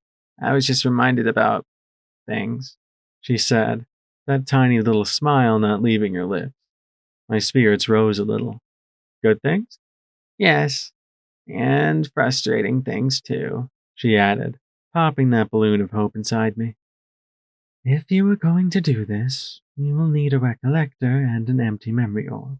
The recollector we have, the kunai said, reminding me of the strange black circlet I'd found in Vanity's locker. As to an empty memory orb, I suggest you see the local shop filling. I felt a cold shiver run down my spine as I suddenly feared for my bottle caps. The post office had gotten a bit cluttered since the last time I'd been in here. The space behind the counter was nearly a solid wall of packing crates and boxes overflowing with plunder from Blue Blood Manor. The feral ghoul population had kept it safe from looters, leaving it to be picked clean by chapels and intrepid crusaders. Anything of even passing value that hadn't decayed had been brought here. There was a little sign that read, "Ring bell if it makes you feel better." I looked at the brass bell on the counter and tapped it. Nothing. I hit the little button on top repeatedly, but aside from a muted and oddly unsatisfying tapping within, nothing. I sighed and stretched up to try and peer over the crates of silver candlesticks and stacks of porcelain. There was nothing for it. Charity? I called out. There was a rustling, and a mare called out that she'd be right there, or something. Then there was a crash and a yipe, and several seconds later, a peach-colored mare poked her head out and asked timidly, Yes? Can I? She trailed off as her pink eyes met mine and widened in shock. Blackjack! Caprice? I gaped at her. What are you doing here? The once leader of Flank looked as if she were recovering from quite a beating. Her face had the unhealthy blackish-green marks of bruises that were in the final stages of healing. The eyes, however, now openly showed a fear of the world she had barely kept concealed before. She swallowed and lowered her gaze. I was thrown out of Flank. My security team, they took over all the chem production and they're using it to make Rage and Dash. Any pony that didn't accept Chatrine's rule was thrown out. Most of the working mares and stallions. The trough is basically gone. The only trade they allow now is buying chem supplies, guns, and food and selling Stampede and Rainboom. They're nothing but a bunch of drug fiends now. I felt a little bad for her. Just a little. She'd planned to betray me, but clearly she'd gotten the rough end of the stick. How'd you end up in chapel then? It's just down the road, she replied with a shrug. Most of Flank went to work for the society. The rest scattered. A few came here. They needed help minding the store, so I volunteered. Hey! Snapped a filly behind Caprice. There was a smack and the peach mare jumped with a yipe. No sexting the customers! Do that in your own time! Charity called out, then jumped on Caprice's back and hopped over her head and onto the countertop. She took one look at me and narrowed her eyes. Blackjack! Where's my money? I met the Yellow Earth filly's blue glare and backed away. I don't know. How much do I owe you? Didn't I pay it back already? I clutched my saddlebags to my chest. Please don't take my poor bottle caps. I'll pay it back next time, I swear. Then I frowned and said sharply, Wait a minute. Didn't I save your life last time? Oh, crap apples, Charity said as she deflated. I was hoping you'd have forgotten about that. She sat her butt on the counter. She looked at me sourly. Fine. What do you want, Blackjack? A nice shiny new gun? Ammo? Something pretty for glory? Actually, all I need is a couple empty memory orbs, I said with a small look of relief. Though, if you do have something nice for glory... She looked over her shoulder. Hey, saucy flanks! Give me a half-dozen memory orbs from the 5th filing cabinet in the 3rd row, bottom drawer in the back. Don't even think of touching the 6th filing cabinet! She snapped sharply. Yes, boss, Caprice said, scurrying back into the cramped and overstocked workspace. Charity watched her go, and then her eyes softened a little. She's a little worthless, but that's better than completely worthless like most adults. Came here half dead. Don't you think you should treat her better then? I asked, and received a cool look from the filly. If I start letting her use pity as an asset, she's never going to get any better, Charity replied. I gave her a mountain of debt and a job and an excuse to stay. Till she pays it off, I get an assistant. She gets a place to recover. Then the filly adopted a sly grin.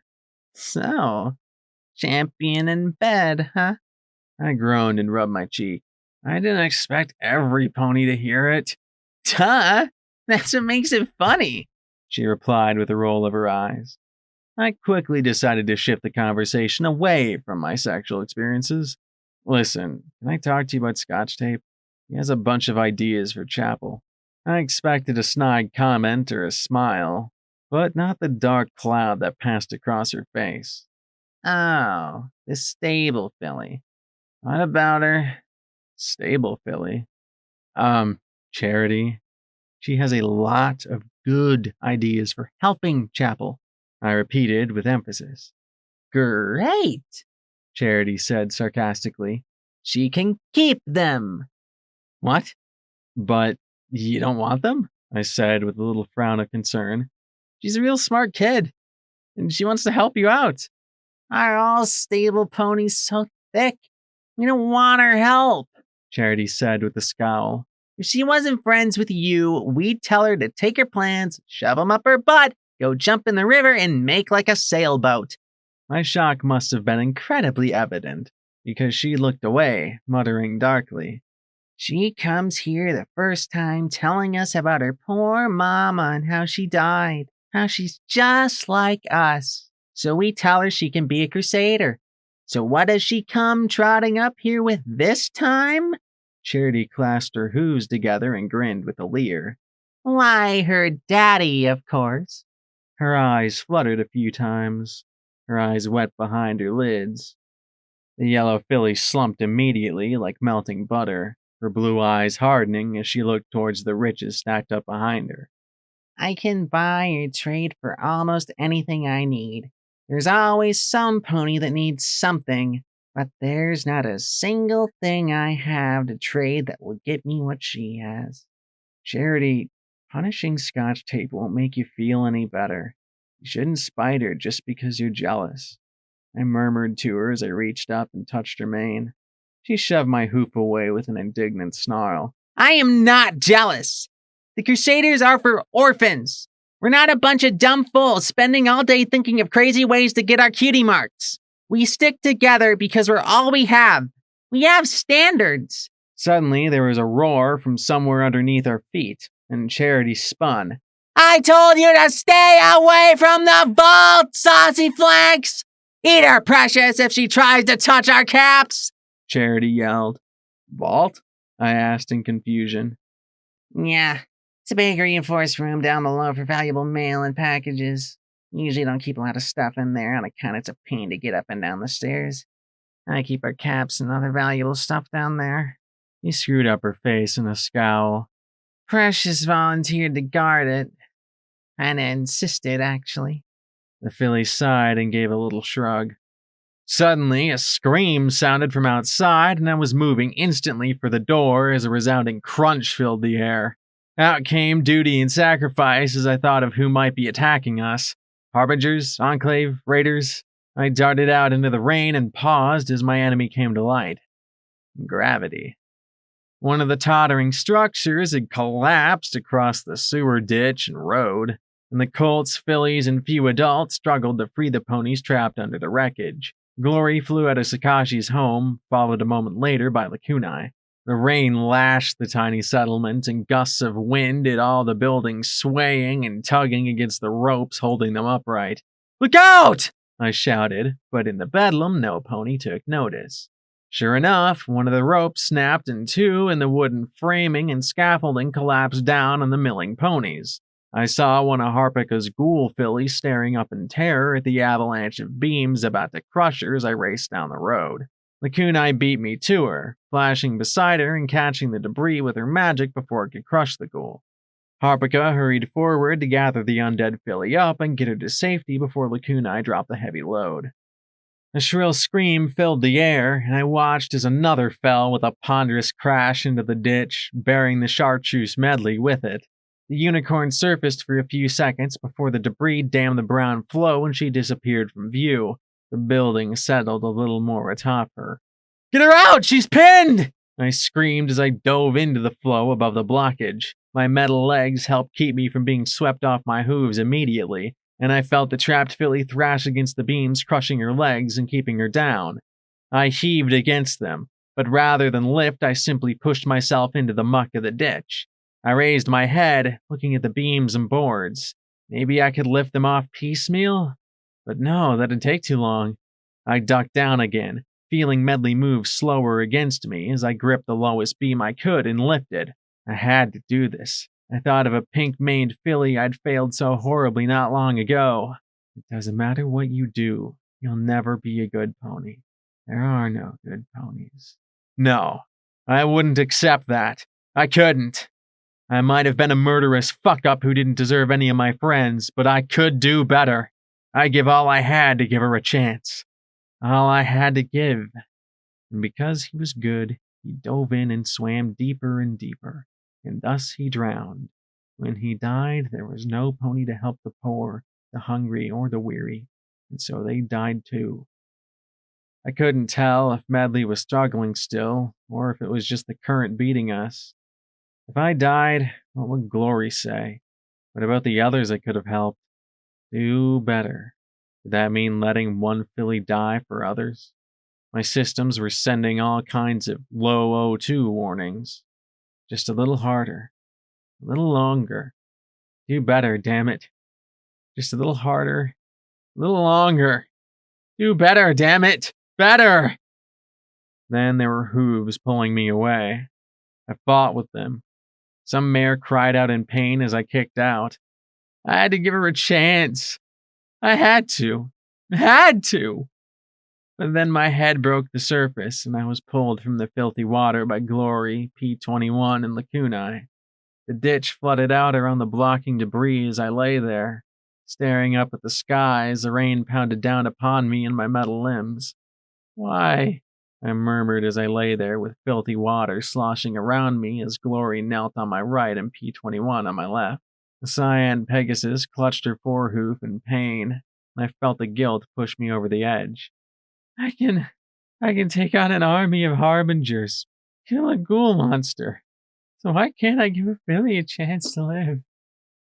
"Because you're a fucking idiot, Blackjack," Charity said as she sat in the doorway of the post office.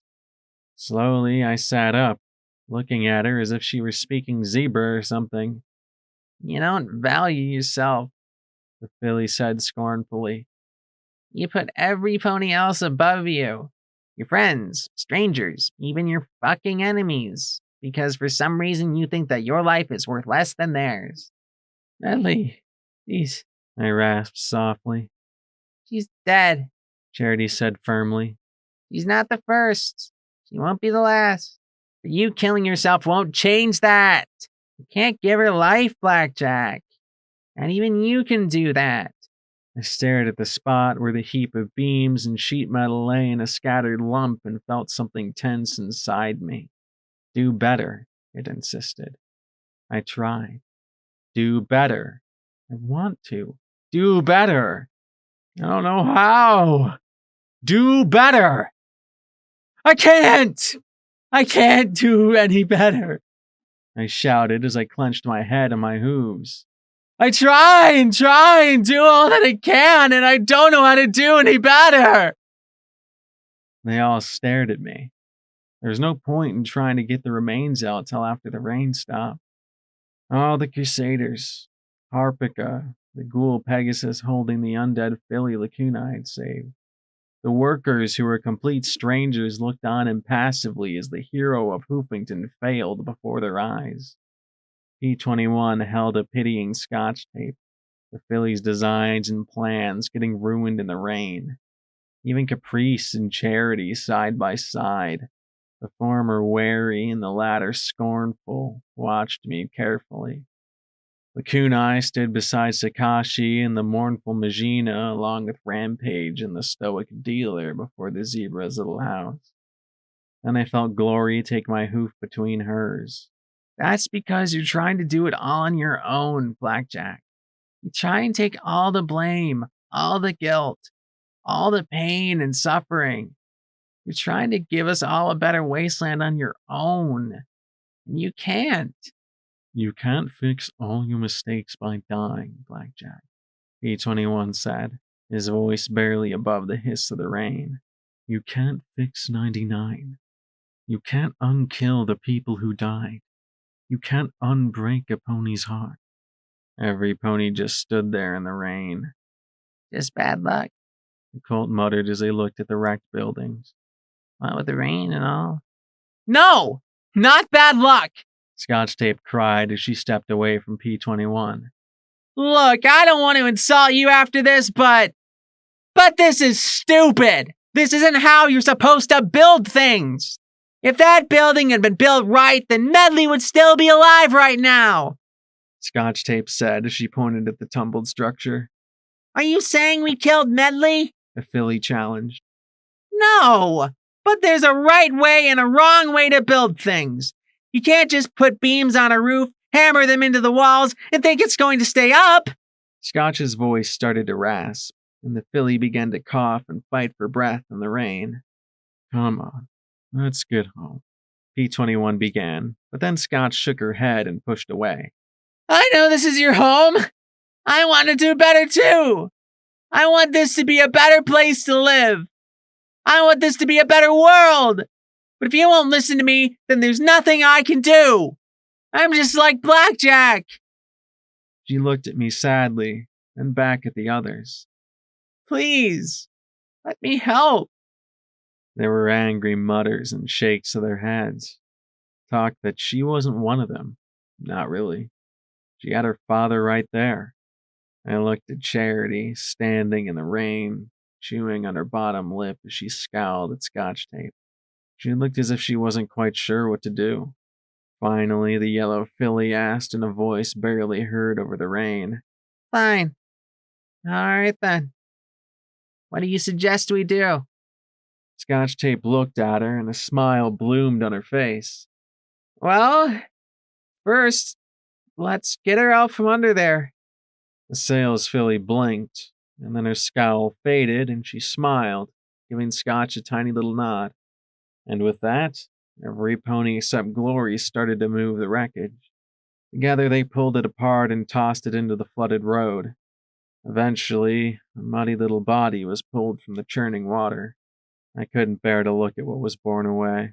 Scotch gave a few more instructions, like staying clear of the rest of the standing buildings before P21 put his hoof down, loaded her on his back, and headed for home.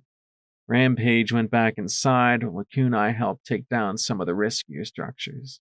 With the ditch more or less clear, the water returned to flow unimpeded towards the river. I can't love you like this, Glory murmured beside me as she hung her head. I want to, Blackjack. I do. You're a good pony, even if you're an insufferable screw-up. I can't give my heart to a mare who doesn't think she's worth it. You've got to live, Blackjack. You're so willing to give any pony else help, but you won't let you help yourself. I lay there, rain falling on my synthetic eyes as I stared up into that endless gray. I don't know how, Glory. I know I need help. I know that what I'm doing is wrong. I don't know how to fix it. I can't trust myself anymore. I closed my eyes. How is any pony supposed to help me? Then I felt her move atop me. Her feathers spread out and shielded me from the rain as she blanketed me with her body. It's not something I could imagine Rainbow Dash ever doing. Maybe that was why. I extended my fingers and reached up behind her wings and held her to me. I knew I should be helping clear the tumbled debris. I should have been helping the Crusaders bury Medley. I should have been checking on Scotch or helping my friends or... He dove in and swam deeper and deeper, and so he drowned. I needed help. My friends needed help. Every pony did. And no matter how I kicked myself for Medley, for not being able to save her, it wouldn't change that. I buried my nose where Glory's shoulder met her neck and held her. She hummed a soft little tune, like a lullaby, and I slowly relaxed bit by bit. Come on, let's go get out of the rain, Glory murmured softly in my ear. Okay, I'll admit it's a little bit kinky, but is this really supposed to help? I asked, blushing a little as Glory clicked the lock on the collar around my neck closed with a definite note of finality. Hopefully, it'll remind you of who's going to keep you from flying apart the next time you feel the need to try and save some pony at the cost of your own life, Glory said. She tugged on the little heart-shaped lock with her mouth a moment, and smiled. If I'm going to help you, I'm going to keep you till you accept how important you are to all of us. I blushed a little more, but really, I had no right to argue.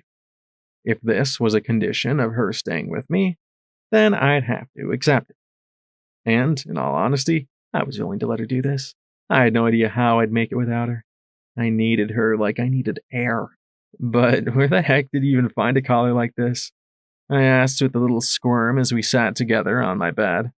I could barely get a finger between the black leather collar and my neck. Definitely snug, though not quite cutting. Charity. She practically gave it away when I said what I wanted it for. Oh, and she gave me the blank memory orbs you needed too, Glory said as she rolled me onto my stomach.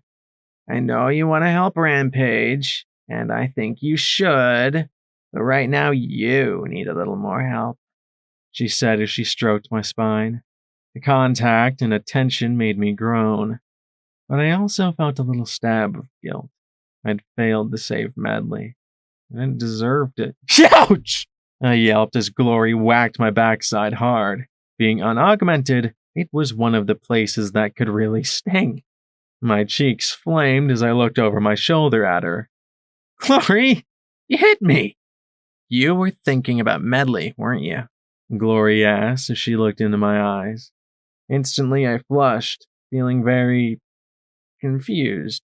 The cyan Pegasus leaned towards me. From now on, you're not allowed to do that anymore, understand? Not for Dusk, not for running away, not for having sex, not for failing anything. I'm the only one that gets to punish you. What? Huh? I blinked in shock and bafflement. You heard me, Glory said as she stroked along my spine once more. Anytime you do something that deserves punishing, then I'll be the one to punish you. I'm not going to let it build up until you break down and do something stupid. And yeah, it'll probably hurt. But it's the only way I'll be able to be around you and not worry about the next time you're going to fly completely apart. She closed her eyes and paused, then added, And I think I need this too. I love you, but you've really hurt me more than once. I don't think I'll be able to get over it if I can. But, I mean, what if I have to? I asked nervously. I expect you to be a good pony, Glory said softly. And if you have to help, help. But if I think you're trying to use help as an excuse for getting yourself shot, then you're getting punished. And if you do something that hurts me, you are getting punished.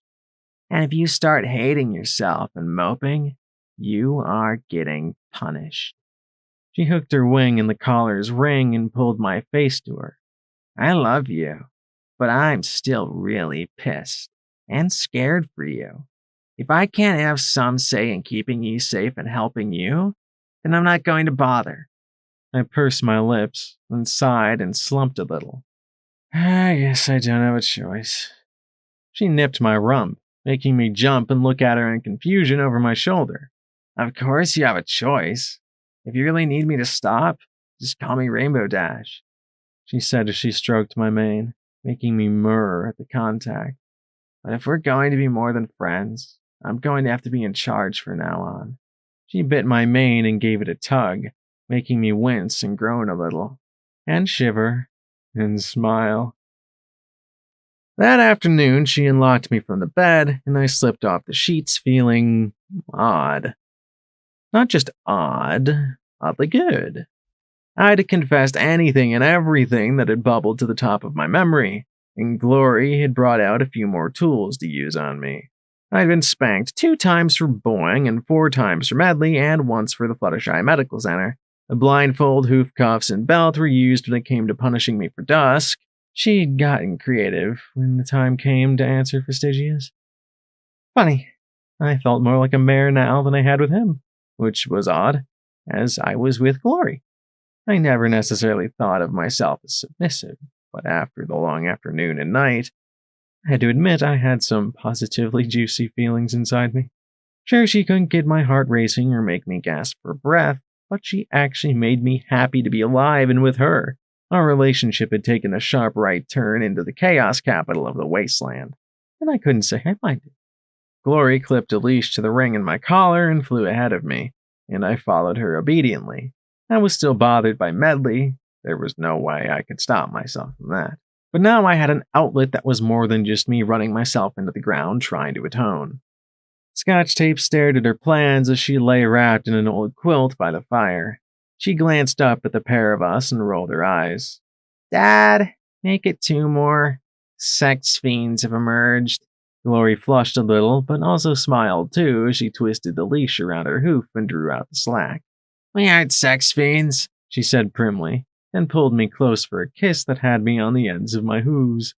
We just get creative in our relationship. Told you, Daddy, she said, but then she started to cough. Glory unhooked the leash and then flew to Scotch's side. She pressed a hoof to her brow. You feel a little feverish. Let me get the thermometer. The olive filly pushed her hoof away. I'm fine, Glory. Besides, after all you 2 are probably doing together, I'm scared where you'd stick it, she said, the little filly actually blushing as well before she looked down at her drawing.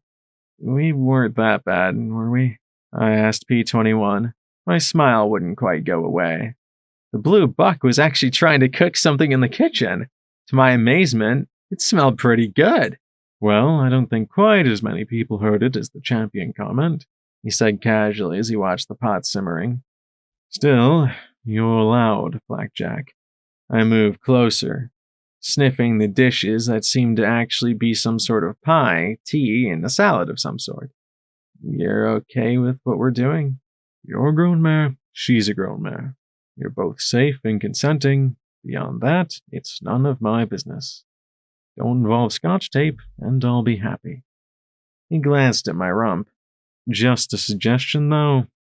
Go easy under the tail when you're starting out. Wow, look at me blush. Oh, Celestia, I hadn't even thought of that, Glory murmured, then silenced Scotch's retort with a thermometer popped under her tongue. I feared from my backside. Sexcapades aside, I still want to try and help Rampage. Where is she? I asked with a little frown. The kunai has Rampage and Boo in her room, P21 replied. She keeps cycling through personalities. The kunai just levitates her when she gets violent. At least she's easier to handle when she's a filly. She hasn't tried to hurt Boo, has she? I asked with a worried frown. No. Apparently, 3 of her souls think she's their daughter or something. Of course, as soon as she snaps out of it, she's all confused. Like she remembers some parts of it, but not others. P21 said softly. I remembered how I felt after I died. The certainty that something had happened while I'd been gone. Something vitally important and wrong, but that I couldn't actually remember. The souls within her have no memory of their own past their death, the kunai said softly in my mind. When they manifest, they rewrite a small portion of Rampage's mind. Some of them can re-access it, letting Rampage serve as a proxy memory for them. Some, like the angel, have somehow learned to go back to that memory and use it to their advantage. The kunai, that made no sense at all, I said aloud, earning a confused look from every pony. Of course, then the goddess's control in my own head silenced me from explaining further. I forced a laugh and said in embarrassment, sorry, Lack's talking to my head. And that was all I could get out. Glory frowned at me, and I said quickly, really, that's all. Just strange, eloquent goodness. What it means is, I suspect your idea might work. By examining the memories the souls have of their deaths, we might be able to piece together an understanding of how Rampage came to be. Lacuna said in my mind. I've got to wonder how Rampage remembers things when she dies when souls can't, I said, trying to think it through. I suspect the talisman regenerates her brain at the moment of death, preserving nearly all of her most recent memories. There was a pause that set my nerves on edge before she went on. It is also a sign that your theory of Rampage being a flesh and blood mare is the only theory I'll accept, I thought bluntly at her. If we don't find any proof, then we keep digging till we do. Like with science. And if we still don't, then we lie till we do. That's not how science works, Blackjack, Lacuna told me with an air of infinite patience. It's how the science of friendship works, I said aloud in my frustration. Sometimes, to help a friend, you have to lie to them. At least until they can deal with it. I flushed, rubbing the back of my head. Sorry, more brain talking. I'd expected weird looks from my friends. Scotch Tape just frowned. Yeah, but it still sucks huge butt, Blackjack. I mean, I still got a big ol' wad of nothing between my ears, thanks to you. I still feel, nervous in machines and stuff. Really annoying. Tell me about it, because the goddess had made me unable to tell her. Glory and P21 looked a little more worried, though, glancing at each other. I knew they probably weren't all that keen on being around Rampage when she found out. Deal with it. Rampage was a pony, and nothing was going to convince me otherwise. I just had to find a way to convince her it was true. And if I was wrong, well, I'm pretty experienced with messing up relationships. Maybe she and Glory could tag team something. I rose and looked at Glory and my friends, and she gave me a resigned sigh and a little smile. Go on, see if you can help her. I gave a crooked little smile to her. And if I mess up? She smiled back, her eyes firm but warm. I think either way. Scotch Tape groaned from where she was trying to draw new designs after the others had gotten soaked in the rain. Could you either go help Rampage or go rut each other again or something? Some ponies are trying to work here. I laughed and nodded, giving her another kiss and then looking into her eyes. I really love you. I know. I love you too, she said before adding a moment later. But I'm still plenty annoyed at you. So, when you're done. She stroked my cheek and Scotch Tape groaned in annoyance. P21 just laughed softly. Just let them enjoy it while it's novel, Scotch. The olive filly snorted. Well, whatever. Probably won't take long. Trust Glory to make kinky, sexy spanking and whipping boring. You're just jealous, Glory said as she hugged me and stuck her tongue out at the earth pony. Scotch's eyes popped wide, and she immediately went scarlet. That's not true, Scotch Tape sputtered. I could have a filly friend if I really wanted one and stuff. There's boys here that'd like to be with me too. Glory sputtered and looked at P21. Are you seriously going to sit there and... Why? P21 just blinked in confusion. She has her implant. Glory then lit off into a tirade about sexual propriety and how Scott should wait till she was married, and Scotch immediately asked what marriage even was. I admit even I was a little fuzzy on the concept. I gave P21 an apologetic smile and abandoned him, slipping over to Rampage's room. I gave a soft knock on the door and slipped inside. Out in the living room, words were rapidly escalating and reaching a pitch that was starting to make my ears hurt. Closing the door, I looked at the filly moping on her bed. With her worries exposed for all to see, I just wanted to hug her and tell her it would be all right. The kunai stood by with a black circlet recollector and a small plastic baggie with a half-dozen glass spheres within. Don't ask how I'm doing. You won't like the answer. What do you want, Blackjack? I glanced at the kunai. Has she told you? Yeah. You want to try and dig around in my skull and find some memories from the souls in me. Then you want to put them into that recollector thingy. What I don't get is why you want to help me, she said sourly. Goodiest good pony in the wasteland? I answered with a little smile. It didn't last. Don't you want to know who you really are? No, not really, she said as she curled up and put her chin on the comforter. Things are better this way. What? I asked. The kunai gave a weary sigh. Really? Now that I've thought about it, this is the best thing possible. And she actually smiled. Rampage doesn't really exist. If she doesn't exist, then all the horrible things that happened to her don't matter. It doesn't matter if she killed some pony. Any pony. She sniffed as tears ran down her cheeks. So you can take your toy there and leave me alone, okay? Because this way is better. Understand? Better. And I'll still fight for you and stuff. But you don't have to worry about me anymore. No pony does. I looked at her for the longest time. I never thought I'd see Rampage on the mattress like this. You could cut the self-pity with a knife. Are you serious? I asked with a little frown, thinking of how I'd wanted some pony to buck me off it. Charity's words rang in my ears. You don't value yourself. Like Jake?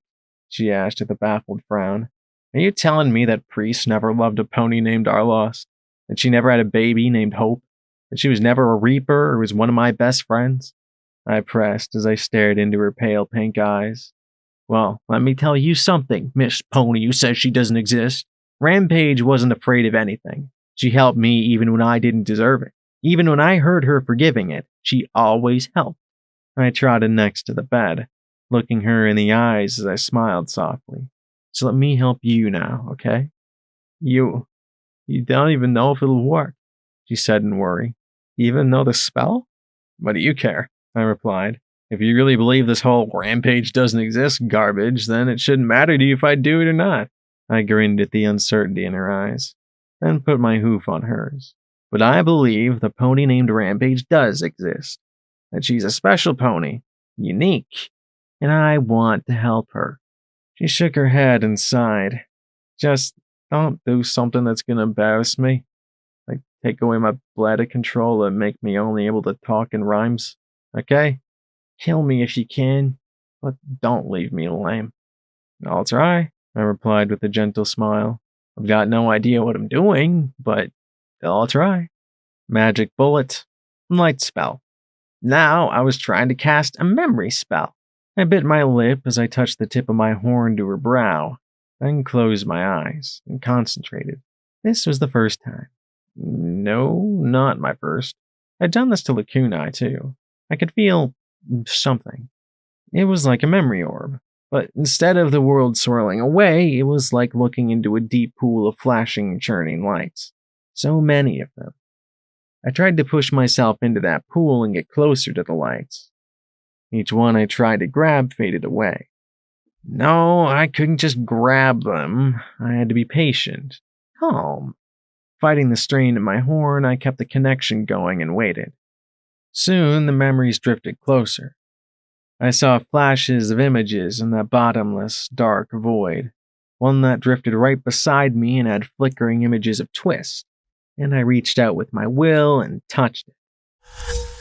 I'd been in so many memories by this point that I almost automatically assessed the body around me. Mare. Very fit and healthy. No, this body was like an Earth pony's, but there were several subtle differences with the way her body moved. The breeze around her tail was another giveaway. There was an unusual lightness to her hooves as she trotted along towards several low buildings right adjacent to the Mirror base. As she approached the door, I saw her reflection in the window. Red stripes. Shuja. The door opened at her approach, and out stepped Twist. The mare had a tired, resigned look on her face. She closed the door softly behind her, and then swiftly embraced and kissed the zebra quite ardently. Even though she was still a young mare, Twist had clear wrinkles in the corners of her eyes. Her chopped mane was a little more frazzled and had pink highlights in it. "How is everything?" Shuja asked, glancing at the door. "Fine. Everything's fine." She glanced back over her shoulder and then at the zebra. "She doesn't know. I hate telling her goodbye. I feel like if I do, I won't be coming back." "You should tell her next time," Shuja said as they parted in their embrace, and the prodigal zebra looked up in time to catch a curtain in Twist's room swaying back and forth. She pursed her lips, then looked at Twist. "You should tell her now." "No time," Twist replied as she turned and trotted towards the airfield where a half-dozen sky wagons waited in rows, soldiers milling about. "We were supposed to lift off 5 minutes ago. Did you get the briefing?" Twist asked as she walked briskly in her tan combat armor. "Yes, a whole legion wishing to defect. It is hard to imagine. I hope that Rainbow Dash's information is accurate this time," she just said as she walked along beside her. Unlike Twist, the zebra wore a sort of harness that was very snug. When I had a chance, I had to ask Charity if she could find one for me. She was virtually unarmed, save for a dagger and a sheath on her left forehoof. As Twist approached, the soldiers around the sky wagons fell into 2 rows. Mostly earth ponies in battle saddles with a few unicorns and pegasi. "Sergeant," a few said, while the others stayed silent and serious. She looked over their weapons and equipment as Shuja followed in her wake. The zebra's eyes lingered on Twist's backside a little more than was probably necessary. 3 other ponies, whom I assumed were also sergeants, inspected other groups, while a 4th Pegasus sergeant checked the harness of the Pegasi getting strapped into the sky wagons. Finally, 4 ponies trotted forward, 3 in combat armor, while the 4th was in a tan dress uniform. "Colonel Cupcake?" Twist said with a salute. The hefty white Pegasus looked at her and let a smile curve his lips fondly before he became all business again. "Still your hooves and open your ears," he said loudly. 2 hours ago, the Ministry of Awesome intercepted a zebra communique about a legion of their warriors wanting to defect. Given that they had a kill order attached to it, we think the communique is pretty genuine. So we're going to find this legion, and if this is on the up and up, we're going to give them a little vacation from the war. Now I'm briefing you personally because the legion named is one of the oldest that had ever fought us in this war. They've been doing this for 20 years. If they're willing to throw in the towel now, we want to know why. That means no itchy trigger bits. No mistakes. Nothing. Do I make myself clear?" "Sir, yes, sir," the soldiers said in unison. "Fall into your transports. Dearest Luna, soft and strong," he called out. "Let us honor you in song," the soldiers called out in unison in return. He saluted them, and they returned it. The other officers snapped out for them to get to their transports. The ponies and lone zebra rushed to the waiting sky wagons, and minutes later they were lifting off and flying southward through the night. The usual Hoofington drizzle hissed against the covered roof as they flew through the darkness. The soldiers waited in rows, occasionally talking in low voices. This was how I learned that zebras also had exceptional hearing. "What the hell is that stripe doing here?" one soldier mare asked in a murmur. "Shut your mouth, idiot. That's a proditor. She's a sergeant's very special zebra," the stallion said darkly. "Oh, gross. You're telling me that the Sarge is running with a damn stripe?" the mare said in disgust. "Can't believe I asked to transfer to this unit." "Transfer out, then. She's the last of the Marauders. Sarge Twist is a fucking legend. I'd rather serve with her than with a whiny transfer that hasn't had a dozen of those damn zebra robots hunting her down," the stallion grumbled. "Oh yeah? Well, I've been hearing folks talk saying they're gonna give her retirement pretty quick. I mean, you gotta ask yourself, in Horse Apple's fall, is she going to save us or save the damn strike? The mayor snorted. Then every stallion and mare turned almost as one and glared at her. The stallion then muttered softly, "You better shut your mother-bucking mouth right now, or you won't get the chance to transfer. Understand?" That's enough talking. Zip it. Twist said as she walked along the center aisle to stand beside Shuja. They're chatty. "Is it true?" Shuja asked in a near whisper. It's not true till they take my stripes, the soldier said, looking at the zebra with the tiniest smile. If something should happen out there, Nothing's going to happen. This is just a wild goose chase with hazard pay. There's no way the First Legion will defect, Shuja replied evenly. And this is probably a trap, the pale mare countered. So if anything should happen... I know. I'll take care of your pet, the zebra said with a smirk. She is not a pet, Twist retorted. I stand corrected. You're foul beast. You're impossible. Twist sighed and then shook her head. And you're adorable. Now hurry up there and say something intimidating before I kiss you and make you blush. The zebra breathed. Twist did so, barking out instructions, making rude speculation about some pony's lineage, warning every pony to check their fire, and making sure their gear was ready. Most of the soldiers were paying attention, but the soldier mare who'd been talking before did so with a poorly concealed sneer. The skywagon set down into the night in the middle of a barren landscape. The rain poured into gullies and arroyos, and ponies blundered about a bit as they adjusted. Shuja had no problem moving about, her unarmored hooves barely slipping in the mud. "Roditor!" the mayor called out in a serious voice. Shuja spotted one of the officer ponies. "I'm counting on you. If the First Legion's out there, you're our best chance to find them. If this is a trap, you're the best equipped to warn us." "Yes, ma'am, Captain Grizzly. I'll send up a red flare if this is hostile. Green if I find a group for extraction." The sergeants were all making sure every pony could say "surrender," "drop your weapon," and "follow" in zebra as they moved out with the grace and silence of a ghost. She leapt across the gullies and skirted around rocks effortlessly. Soon the soldiers were left behind as she moved through the almost absolute darkness. Then she came across blasted robots in the muck. They weren't like protective ponies. These were sleek and black. They reminded me more of the cyber dogs I'd seen in the tunnels. First she came across one, then 3, then a half dozen. Some were larger than others, resembling mechanical manicores. "What are hunter-killers doing here?" she murmured in worry, and proceeded with more caution. She must have been moving for at least an hour.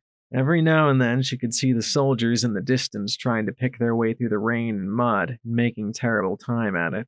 The rain was letting up, but the water still sheeted down into the muddy crevasses. Even Shuja had to watch her hooves to avoid sliding in. Then there were 4 zebras in the dark, 20 feet away.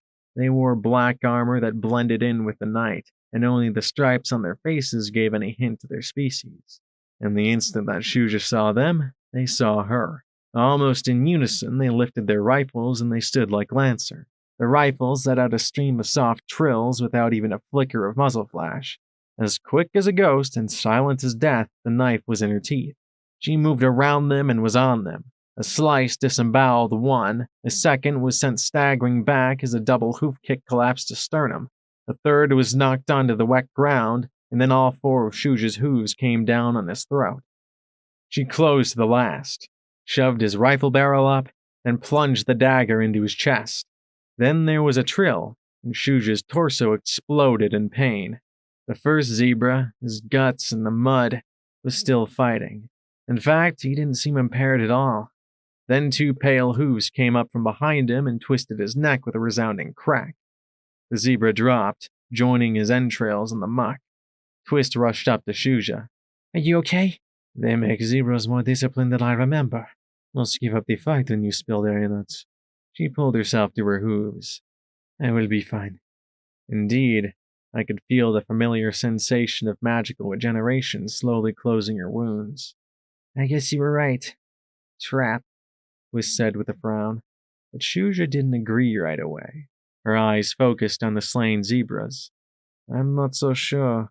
These aren't First Legion. She turned them over so they were all on their backs. Something about them must have struck the mare, because Shuja kept looking from one to the next. They all looked the same. Zebra stallions. Same black armor, same weapons, same stripes. And the gutted stallion hadn't just spilled his organs. There were wires and cables dangling from that gory cavity. "No, you see," a voice said from the darkness, in heavily accented pony. "Now you see the depths of Kazar sunk to. First machines without honor, and now these abominations." The speaker stepped closer, and I was struck by his powerful physique, and just how ragged he looked. More soldiers came staggering out of the gloom and drizzle. All were filthy, bedraggled, and wounded to some degree. The few who had barding and harnesses were in dire need of replacement. "Look at the Norius," Shuja said breathlessly. He gave a weary nod. "What are they?" Twist asked as she stared down. "We do not know. A year ago they first came. From a distant tribe, we were told. The children of Colt. They did not speak, did not laugh. They sang no songs and told no stories, but they could kill. Very singularly, then and treason false. Then by the dozens they took the places of good, honorable soldiers." He spat on their bodies. "We refused to accept them. Then we learned there was no refusal. If we would not, we would be replaced by them." He gestured at the dozen zebra around him. "This is all that remains of the First Legion." Shuja gasped something in zebra. Twist echoed her shocked tone. "This is all that's left of 1,000 soldiers?" He nodded grimly. "We need to get you to safety. I know the Ministry of Awesome is going to want to hear about—" "Contact!" a mare screamed in the night, and then the air filled with the buzz of 2 machine guns sweeping across the assembled zebras. Had they not been tired and worn, I was sure they would have been able to get to safety. Exhausted and out in the open, they were torn down by the spray of fire as the mare screamed hysterically. "Contact! Enemy contact! Enemy ambush!" The injuries that Shuja had sustained slowed her a bit. Some more of the wild spray caught her, knocking her back. Twist, however, was able to run to the side and keep out on her field of fire. She slid in the mud and slammed into the snide mare from the skywagon. "You fucking idiot! What do you think you're doing?" The young earth pony slammed back. Had she been 10 years younger, I was sure that Twist would have been able to take her. But with the mud, her hooves twisted out beneath her and she was sent sprawling. "What am I doing? Killing the fucking enemy! That's what we fucking do! That's the point of this whole fucking war! To kill them all!" The mare yelled at Twist. "Not fuck them like some sympathizing whore!" "No," Shuja croaked as she struggled to her hooves. "Come on, heel faster," she panted. Twist charged. She had 6 feet to cover. After 6 feet, she could take the mare apart in hoof-to-hoof combat. But the soldier only had a bit to bite. The machine guns roared, ripping into Twist before she was halfway. "No!" Shuja screamed as she finally rose and charged as well. Blood dripped from the holes as the earth pony swung her barrels towards her and let out another burst of fire. Shuja was fast, but not faster than a bullet. Bones shattered, flesh tore, but she didn't drop. "What? Are you upset because I killed your sympathizer fuck buddy?" She sneered and blasted Shuja again, sending her to her knees. "Fucking marauders. Only Big Macintosh was a marauder. When he died, it was fucking over."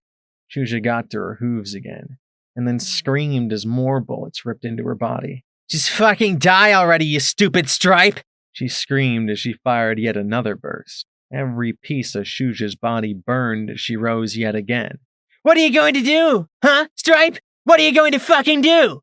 She screamed, and then bit the trigger once more. The guns were silent. Then the zebra's bloody hooves lunged forward and grabbed the mare's neck. "Wait until you're out of ammo," she said simply, and then twisted her whole body around. The mare's neck snapped like a gunshot twice, and she dropped, belly in the mud, face towards the rain. Shuja staggered her bleeding body to where Twist lay in the mud. The pale pony took short, choking breaths, one eye looking up at the zebra. Yes, I should have told her goodbye. She gasped, blood foaming at her mouth. No, Shuja said as she slumped against her. The machine guns had ripped a hole through her combat armor and punched clear into her chest. I could see bloody black things in the hole, moving and glistening. It was never a good sign to see one's insides outside. Remember, you promised. Please. She begged, and slowly went limp. The squirming organs began to move slower and slower. No! Shuja cried, saying something in zebra before grabbing the knife from her sheath. It was long and curved, with one razor-sharp edge and one flat edge. Then she reversed it, closed her eyes, and she plunged it into her chest. The pain was absolute. There was no way I could imagine any pony not passing out. Yet she persisted, and then the tip hit something solid in her ribcage. She gasped, blood pouring from her mouth and nostrils as she jerked the blade back and forth, twisting it, cracking her ribs. Then the Phoenix talisman came into view along with a torrent of blood. The knife tumbled from her hooves as she screamed and tore it from her own flesh. The pain vanished, replaced by a terrible numbness. Shuja trembled as she cradled the little pink stone, moving it closer to the limp earth pony. With her last ounce of strength, she shoved it into the hole. Then she collapsed on her side in the mud. Please, please, she whispered. Please. Then there was a pink glow in Twist's body. Those wet organs began to move more and more, the wounds closing. But then everything was getting dark, very cold and very quiet. I pulled myself slowly from that deep well, leaving the rest of the images behind. When I emerged completely, there was a hazy light sticking to the end of my horn. I fumbled a few seconds, then grabbed an orb with my fingers and lifted it to the light. Some of the glow was sucked into the orb till it was filled. Finally, I relaxed, and the luminescent fog was sucked back into the filly's brow. Well, that was, interesting, I said as I tried to look at my own horn. My whole head felt like it had been ripped open, too. I wondered if I had burnt out my horn again, but I was too disoriented to check. I could still feel that knife probing inside my chest. Okay, everything there used to be, I murmured. Rampage swayed and rubbed her noggin. Was there, She bit her lip, her eyes both craving and dreading answers. I can tell you how the talisman got from Shuja to Twist, I groaned. She put it there herself. Slowly, I rose to my hooves. I need to go lie down. Watch the memory when you're ready. It hurts a lot. Okay? And with that, I turned and staggered out the door and back into the living room, where we had company. A Pegasus mare sat calmly in a wooden chair while Scotch Tape and P21 sat together on the couch. Glory sat perched on a stool, looking utterly petrified, her body completely covered by the sheet. P21's grass pie was laid out on plates, and they all held teacups. But only the newcomer was drinking. Her coat was a light dove gray, and her mane a collection of purples, lavenders, and highlights of pink. Even though she had the ragged look of some pony used to the wasteland, there was some graceful quality to her I couldn't quite shake. Her flank had a brand on it that was nearly identical to the one that had been forced upon Glory. Oh, hello, she said pleasantly as she set her cup down. You must be security. Or is it Blackjack? I've heard so much about you, she said pleasantly as she set her cup down. Nice to meet you, I muttered in a daze and sat down hard. Who are you? The mare smiled gently. My name is Dawn. I was hoping to speak to you, and I was wondering if you could tell me where my daughter Morning Glory could be found. Footnote. Maximum level.